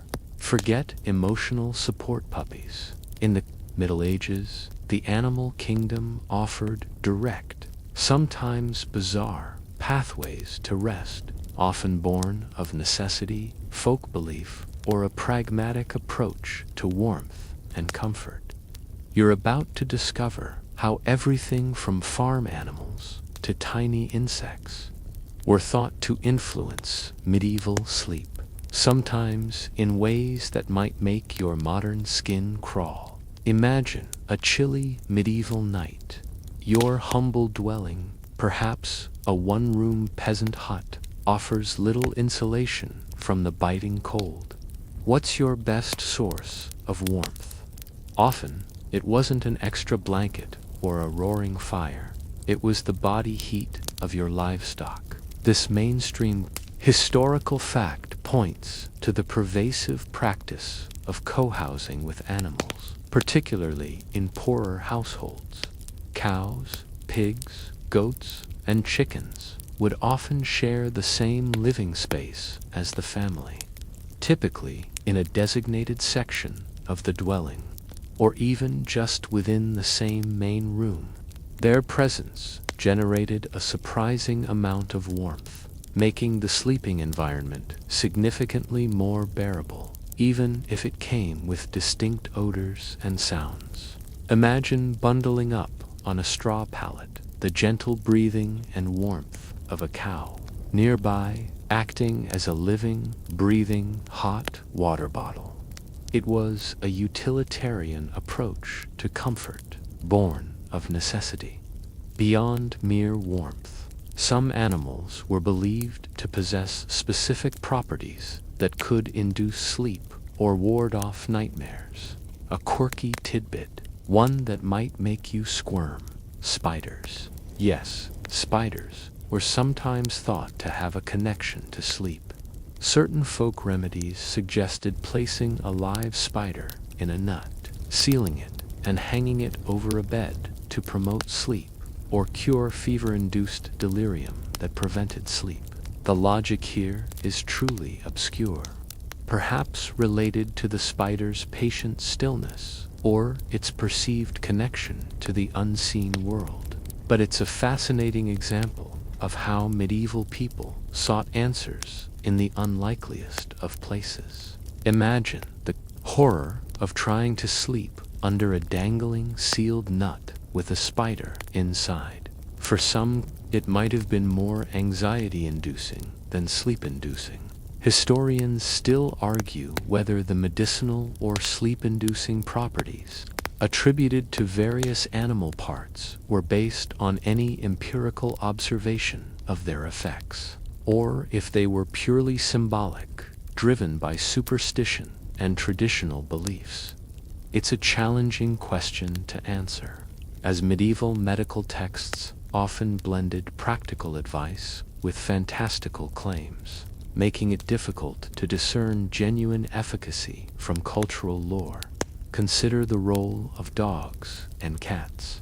While primarily kept for protection dogs and pest control cats, their presence in the home could also contribute to a sense of security and companionship, which could indirectly aid sleep. A dog curled at the foot of your bed, or a cat purring softly, might have offered a sense of calm in a world that could often feel perilous. The rhythmic breathing of a sleeping pet could also be subtly soothing. Then there were the more exotic, and frankly bizarre, animal-derived remedies. Some texts describe the use of bats for sleep. For instance, drying a bat and hanging it over a bed was believed by some to ward off insomnia and nightmares. The nocturnal nature of bats might have led to this association, creatures of the night. Perhaps they held secrets to mastering the darkness of sleep. Or perhaps the idea was that a creature that could fly through the night could also carry away one's restless thoughts. Another curious belief involved the hair, the blood, or even the brain of a hare, ingested or applied, was sometimes recommended for insomnia, possibly due to the hare's famously skittish nature and the idea of fighting like with like if the hare was restless. Perhaps its essence could calm human restlessness. This is speculative, of course, but it illustrates the medieval mind's tendency to draw connections between an animal's known characteristics and its potential medicinal use. Even earthworms found their place in medieval sleep remedies. Ground earthworms, sometimes mixed with oil, were supposedly applied to the feet or head to draw out fever or agitation. indirectly leading to sleep. The idea was to earth the restless energy, much like grounding oneself today, but with a decidedly more squirmy application. The use of animal products wasn't limited to the exotic or the bizarre. More commonly, animal fats, particularly those rendered from pigs or bears, might have been incorporated into poultices or salves, often mixed with herbs, to be rubbed on the skin. While primarily for pain relief or warmth, any comfort gained could certainly aid in falling asleep. Imagine the thick, somewhat greasy texture with the lingering scent of herbs and animal fat as it's massaged into your temples. Consider also the psychological comfort derived from the presence of animals, especially for lonely individuals or those living in isolated areas. The rhythmic sounds of a cow chewing its cud, or the soft whinny of a horse in the stable nearby, could have been reassuring. Familiar noises that filled the silence of the night, contrasting with the unsettling creaks and groans of an empty house. The fear of nocturnal predators, however, was also very real. Wolves, wild boars, and other beasts could pose a significant threat, especially to those in rural areas.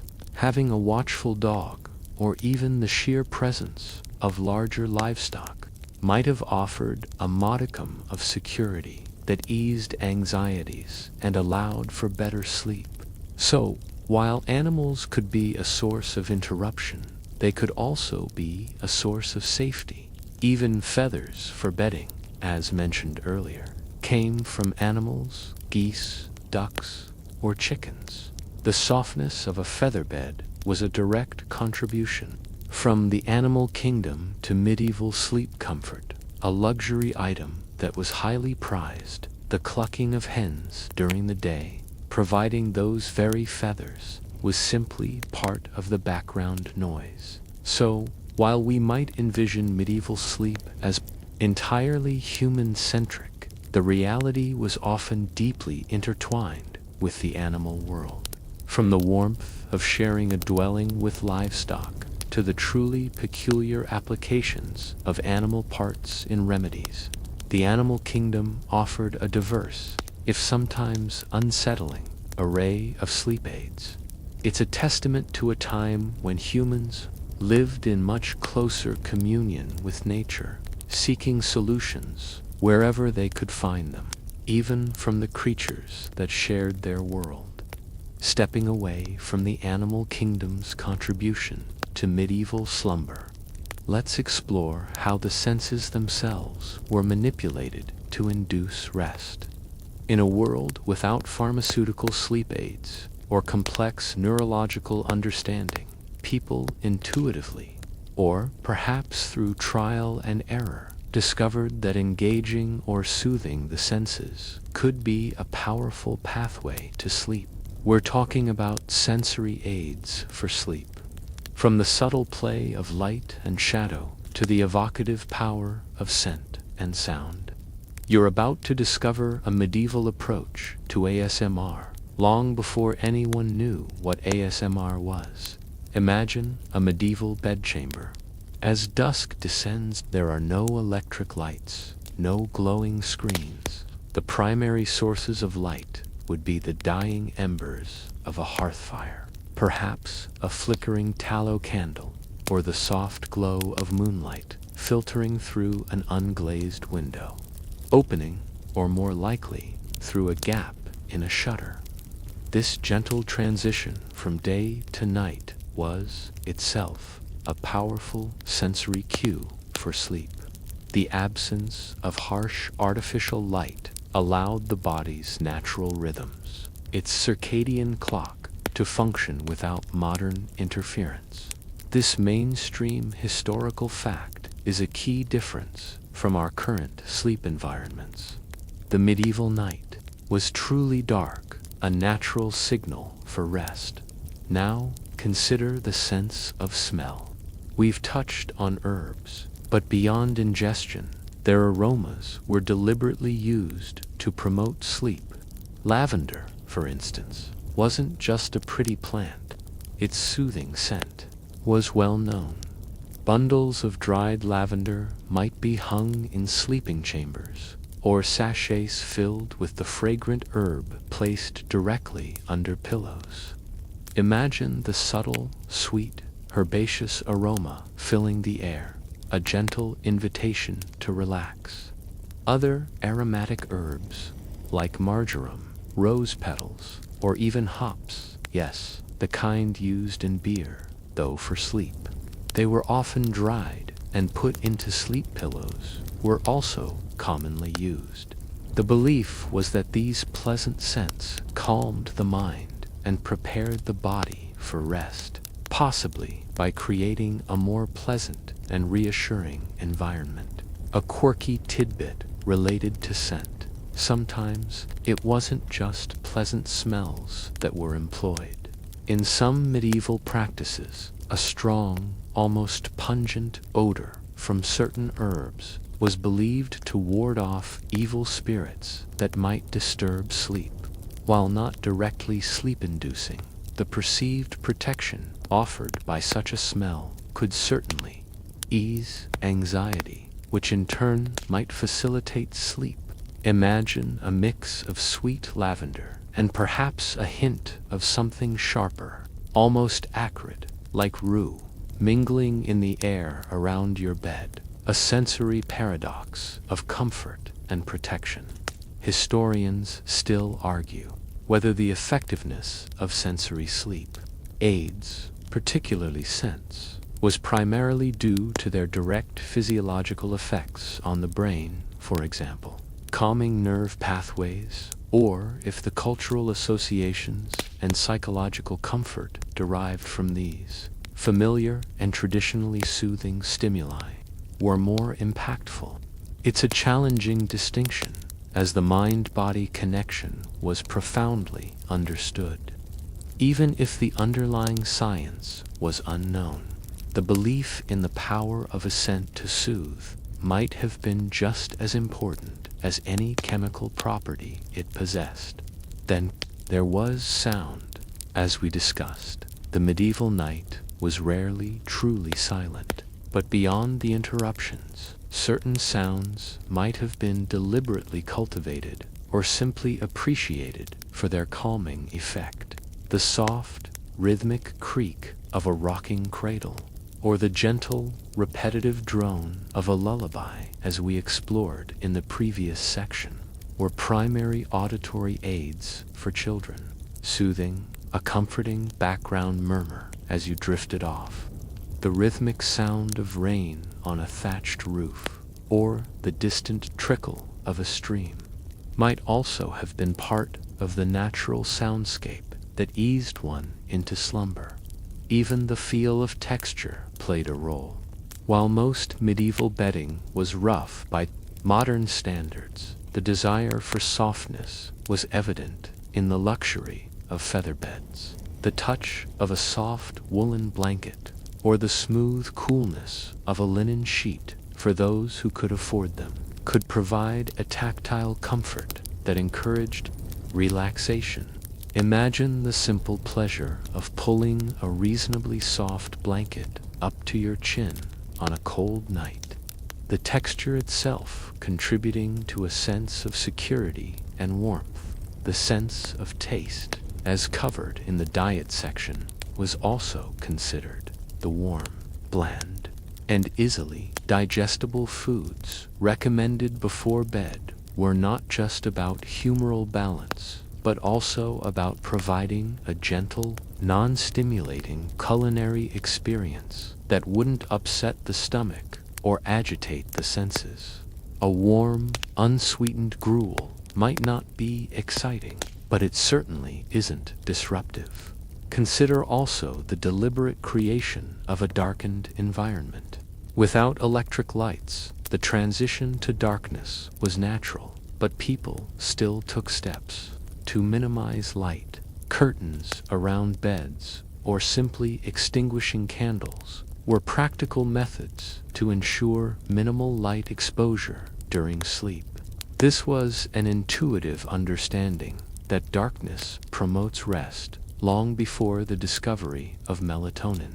Imagine your eyes adjusting to the profound darkness of a medieval room, a darkness so deep you could truly lose yourself in it. Even the temperature of the sleeping environment, though often challenging to control, was understood to be important.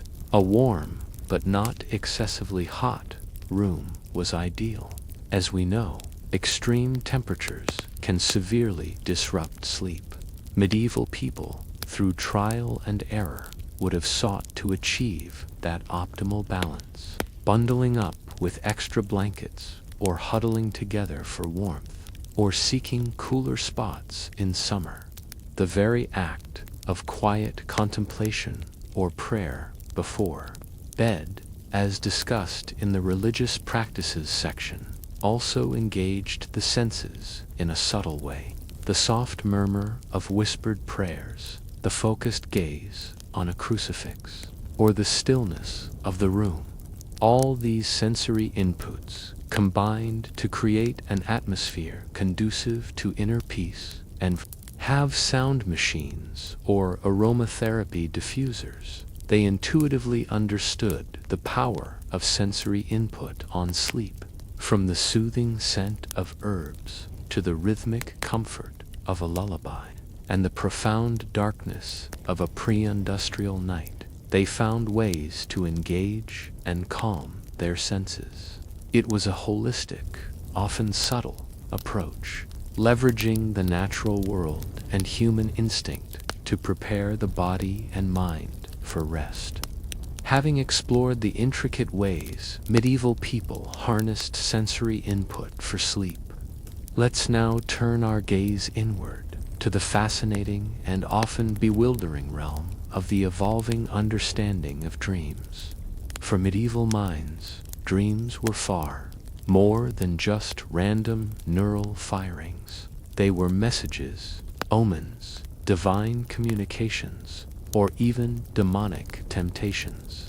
You're about to discover a world where your nightly narratives held profound meaning, influencing everything from daily decisions to spiritual well-being.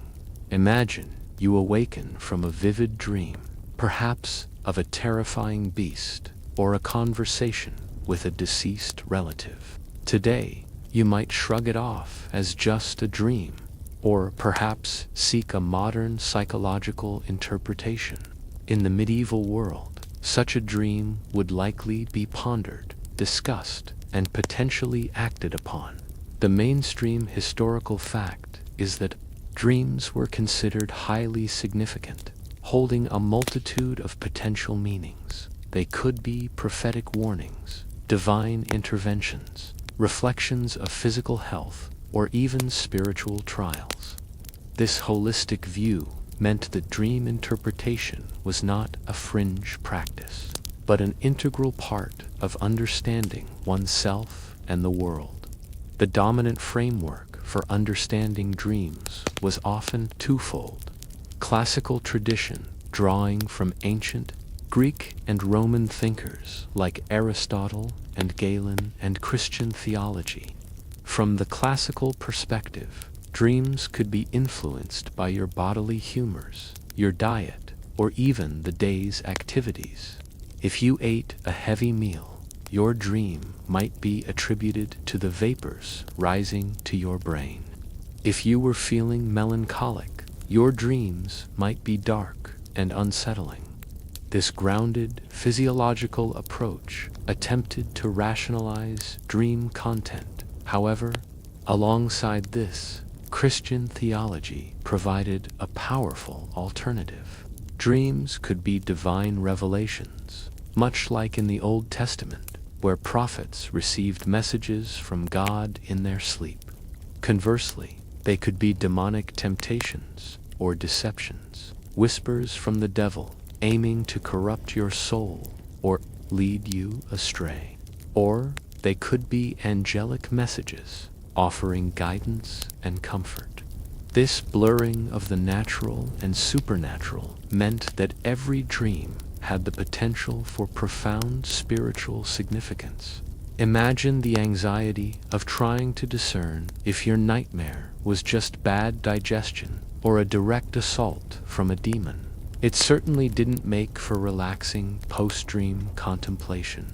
A quirky tidbit that illustrates this blend. In some medieval dream interpretation texts, if you dreamed of black birds or a dark, murky river, it was often seen as a sign of an excess of black bile, melancholy, and potentially a coming illness or period of sadness. But simultaneously, these same images could be interpreted as a demonic presence attempting to sow despair. So, a single dream image could have both a physiological and a supernatural meaning, creating a rather complex interpretive challenge. It's a bit like a medieval choose-your-own-adventure for dream analysis, with potentially dire consequences depending on your choice.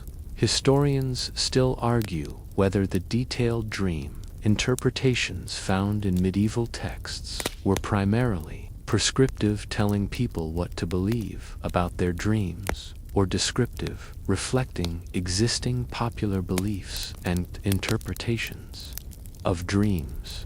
It's likely a mix, with learned scholars attempting to systematize and explain what was already a deeply ingrained part of folk culture. The lines between scholarly theory and popular superstition were often fluid.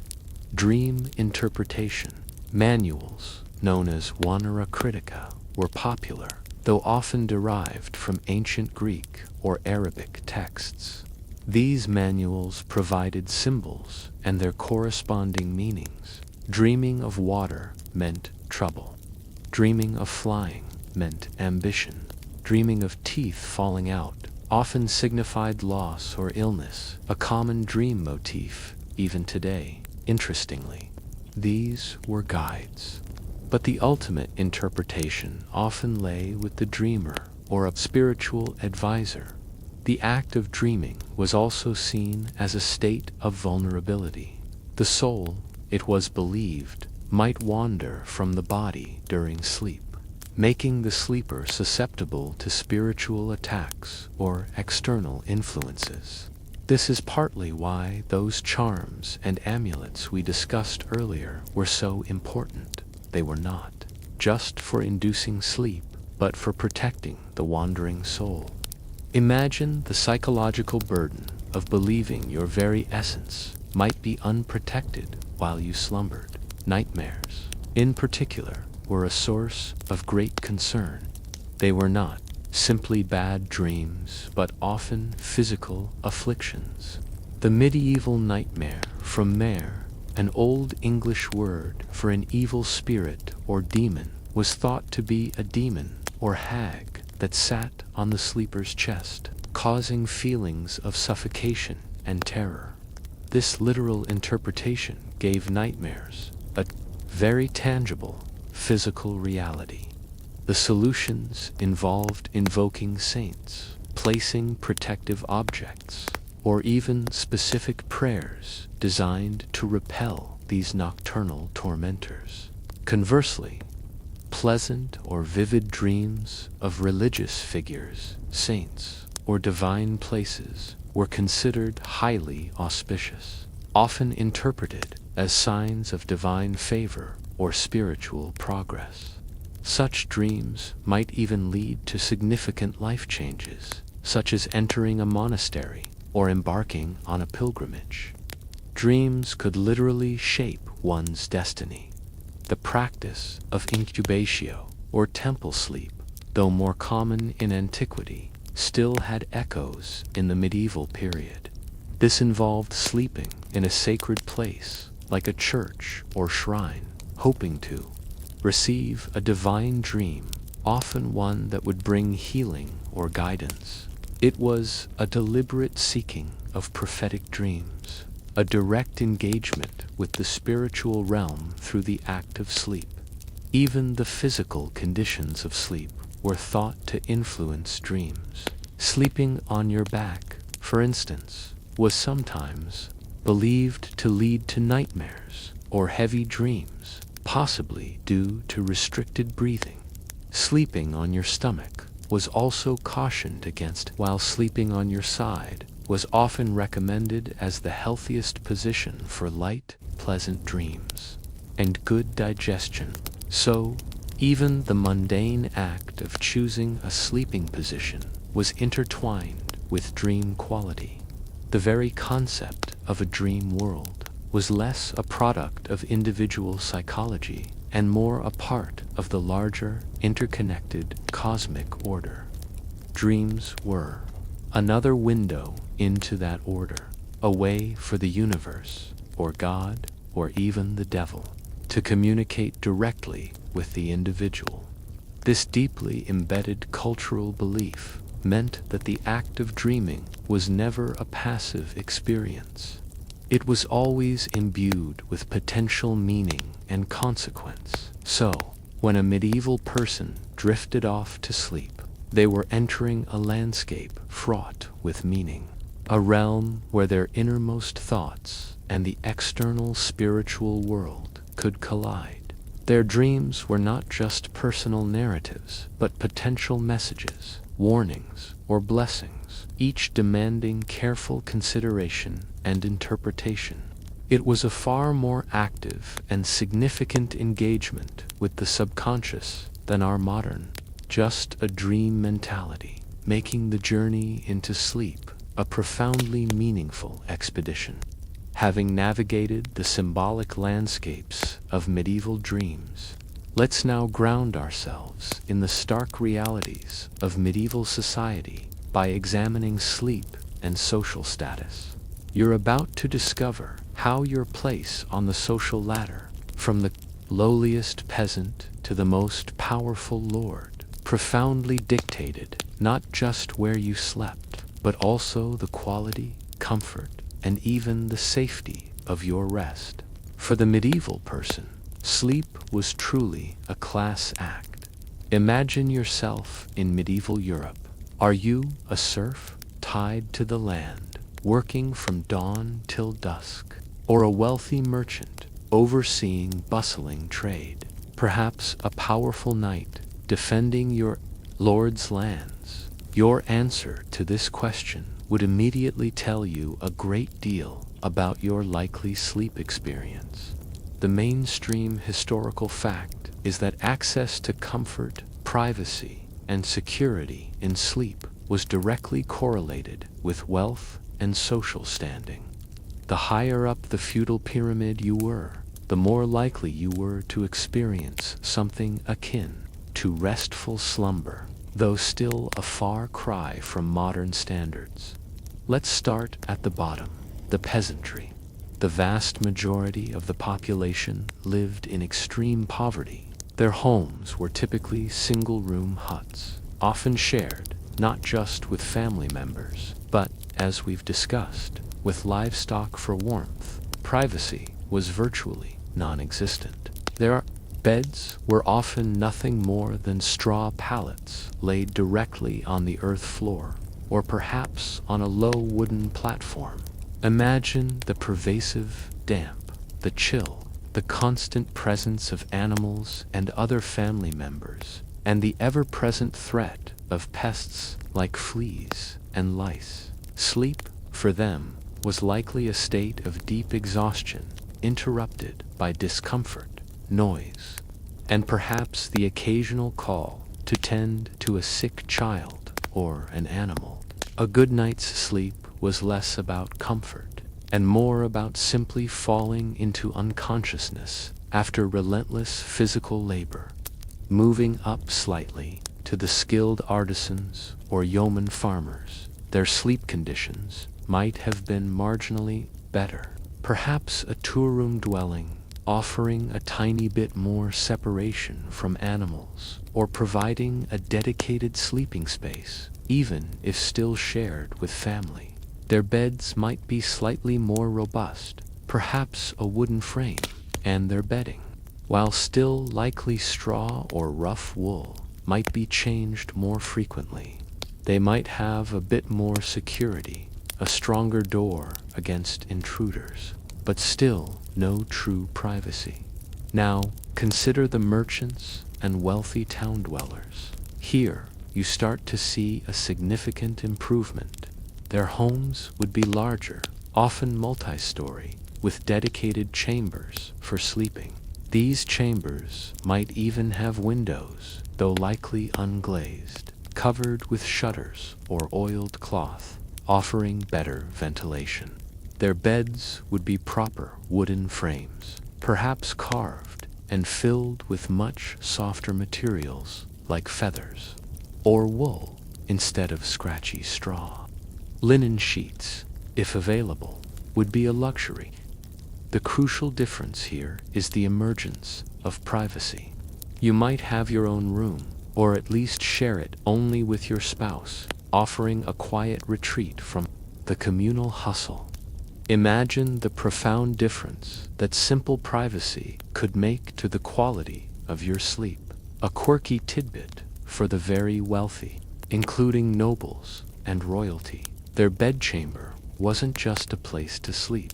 It was also a semi-public space where they received close confidants, conducted informal business, and even held audiences while still in bed or preparing to retire. This levee, a morning reception, or couchy, an evening one, meant that even for the elite, true private slumber was often fleeting. Imagine trying to catch a few more winks while your steward discusses the day's accounts from the foot of your bed. It highlights that even immense wealth didn't always guarantee uninterrupted personal time. Historians still argue whether the concept of personal privacy, particularly in sleep, was a driving factor in the evolution of domestic architecture, or if practical considerations like warmth and security were always paramount, with privacy being a secondary, almost accidental, byproduct of increasing wealth. It's a fascinating debate, as our modern ideal of a private bedroom is relatively recent.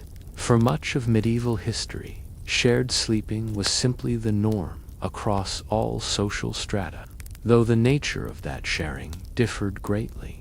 For the nobility and royalty, sleep became a performance of wealth and power. Their beds were often grand, highly ornate structures, sometimes raised on platforms with elaborate canopies and heavy curtains. These curtains, as noted earlier, provided crucial warmth and a sense of enclosure, but also symbolized status. Imagine a massive, carved, wooden bed draped in rich tapestries, dominating a vast, chilly stone chamber.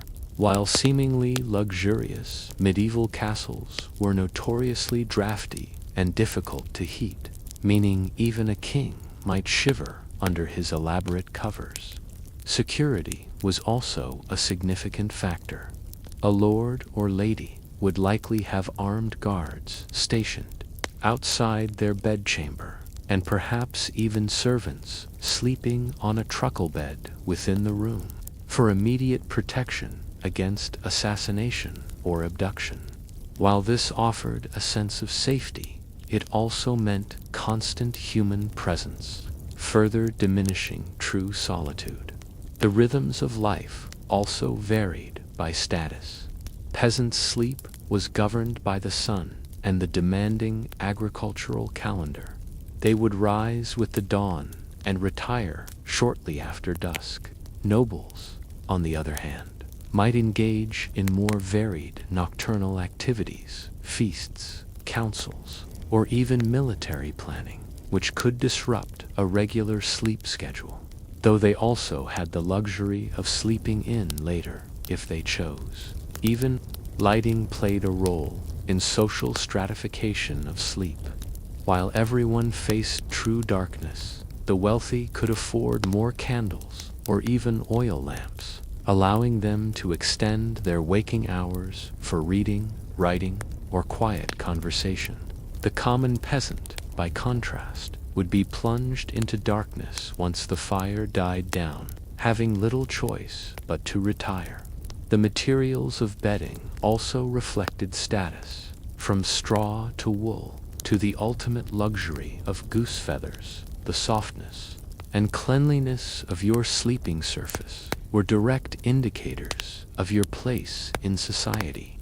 A peasant might dream of a feather bed, but it was a dream far out of reach. So when we look at sleep in medieval Europe through the lens of social status, we see a stark portrait of inequality. For the vast majority, sleep was a battle against discomfort, cold, and lack of privacy, a necessary respite from grueling labor. For the privileged few, it offered more comfort and security, but still came with its own set of challenges, from drafty castles to the constant presence of retainers. The medieval bed, whether a pile of straw or a carved masterpiece, was a potent symbol of one's place in a rigidly stratified world. Having traversed the social strata of medieval sleep, from the peasant's straw to the noble's feathered repose, let's now consider how these varied approaches to rest, these ingenious and sometimes bizarre sleep cures, have resonated through time. We're delving into the legacy of medieval sleep cures, examining what enduring practices, what forgotten wisdom, and what surprising similarities connect their quest for slumber to our own. You're about to discover that while the technology has changed the fundamental human need for a good night's sleep, and some of the solutions remain remarkably constant. Imagine yourself today unable to sleep. You might reach for a chamomile tea, dim the lights, perhaps listen to a calming podcast, or even consider a warm bath. Many of these actions, seemingly modern, have deep roots in medieval practices. This mainstream historical fact is perhaps the most surprising. Many of the natural sleep aids we use today are direct descendants of medieval herbal and sensory remedies. The knowledge passed down through generations often survived the scientific revolutions, proving its efficacy through centuries of anecdotal evidence, even if the underlying mechanisms weren't understood. Take herbal teas, for instance, chamomile, valerian, lavender. These are all readily available in your local grocery store or health food shop, specifically marketed for their calming and sleep-inducing properties. These aren't new discoveries. They were stalwarts of the medieval apothecary and the village wise woman. While medieval folks attributed their power to humoral balance, we now understand that these plants contain compounds that interact with our nervous system. But the practice of brewing a warm, soothing herbal infusion before bed, that's a direct, unbroken thread from the Middle Ages to your very own kitchen. Imagine a medieval person recognizing your modern tea blend and nodding sagely, "Ah, yes," for calming the vapors. The concept of a warm bath before bed is another enduring legacy. Medieval physicians often prescribe baths, sometimes infused with calming herbs, to rebalance humors and soothe the body. While our baths are for cleanliness and relaxation, their core function as a preparation for sleep, easing muscle tension and calming the mind, remains the same. The luxury of hot running water is new, but the principle is ancient. A quirky tidbit that shows how deep these roots go. The term nightcap for an alcoholic drink taken before bed has medieval echoes. While medieval wine was less potent than modern spirits, The practice of a small amount of spiced wine or ale as a soporific was not uncommon. The nightcap was literally a cap worn to keep warm in drafty medieval beds. But it became synonymous with the evening drink meant to induce sleep. So, when you hear someone refer to a nightcap today, they're unconsciously invoking a tradition that spans centuries, a blend of warmth, comfort, and a dash of medieval tipsiness. Historians still argue whether the long-term persistence of certain medieval sleep remedies, despite a lack of scientific understanding, points to a genuine, albeit unquantified, efficacy, or if it highlights the power of cultural tradition and the placebo effect in health practices across generations. It's a fascinating chicken and egg question, suggesting that belief and ritual can be incredibly potent cures. Even if the active ingredients are minimal, the shift from segmented sleep to consolidated sleep is a massive cultural legacy that has shaped our modern lives. The medieval pattern of first sleep, waking, and second sleep largely disappeared with the advent of artificial lighting, particularly the widespread availability of gaslight and then electricity. As nights became brighter and work schedules less dictated by the sun, the intermediate waking period gradually faded. We now strive for a single, unbroken block of sleep, an ideal largely unachievable for most of our medieval ancestors. This is a profound, almost invisible, shift in our biological and cultural rhythms. The idea of creating a conducive sleep environment, even without modern technology, persists. Medieval people intuitively sought darkness, quiet as much as possible, and a comfortable temperature, even with limited means. The use of bed curtains for warmth and privacy foreshadowed our modern desire for blackout blinds and soundproofing. The impulse to make one's sleeping space a sanctuary is timeless. Even the role of storytelling and lullabies as sleep aids remains incredibly powerful. Parents still read bedtime stories or sing lullabies to their children, tapping into the same ancient human connection between narrative, voice, and comfort. The specifics of the tales may have changed, but the soothing ritual of a narrative voice guiding one towards dreams is a direct continuation of medieval practice. What about the more outlandish cures? The badger teeth and spider amulets, thankfully, haven't made a strong comeback. But their existence reminds us of the human tendency to seek magical solutions when rational ones are elusive. In a way, some of our modern sleep hacks, elaborate rituals, specific devices might seem equally quirky to future generations. Looking back, a testament to our ongoing desperation for good sleep. The influence of diet on sleep, though framed differently, humors versus metabolism, is also a persistent idea.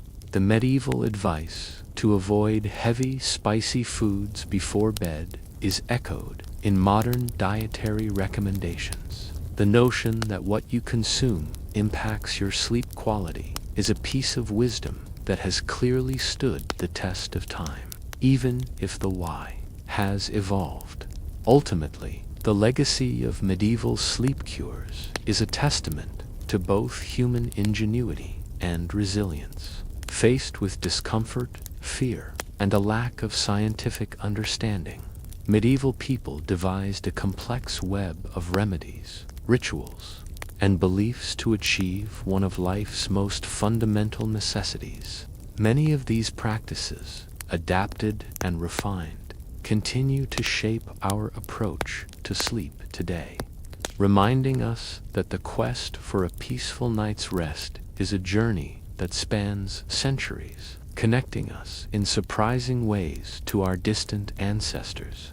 They may not have had a sleep tracking app, but they knew a thing or two about chasing that elusive, comforting slumber.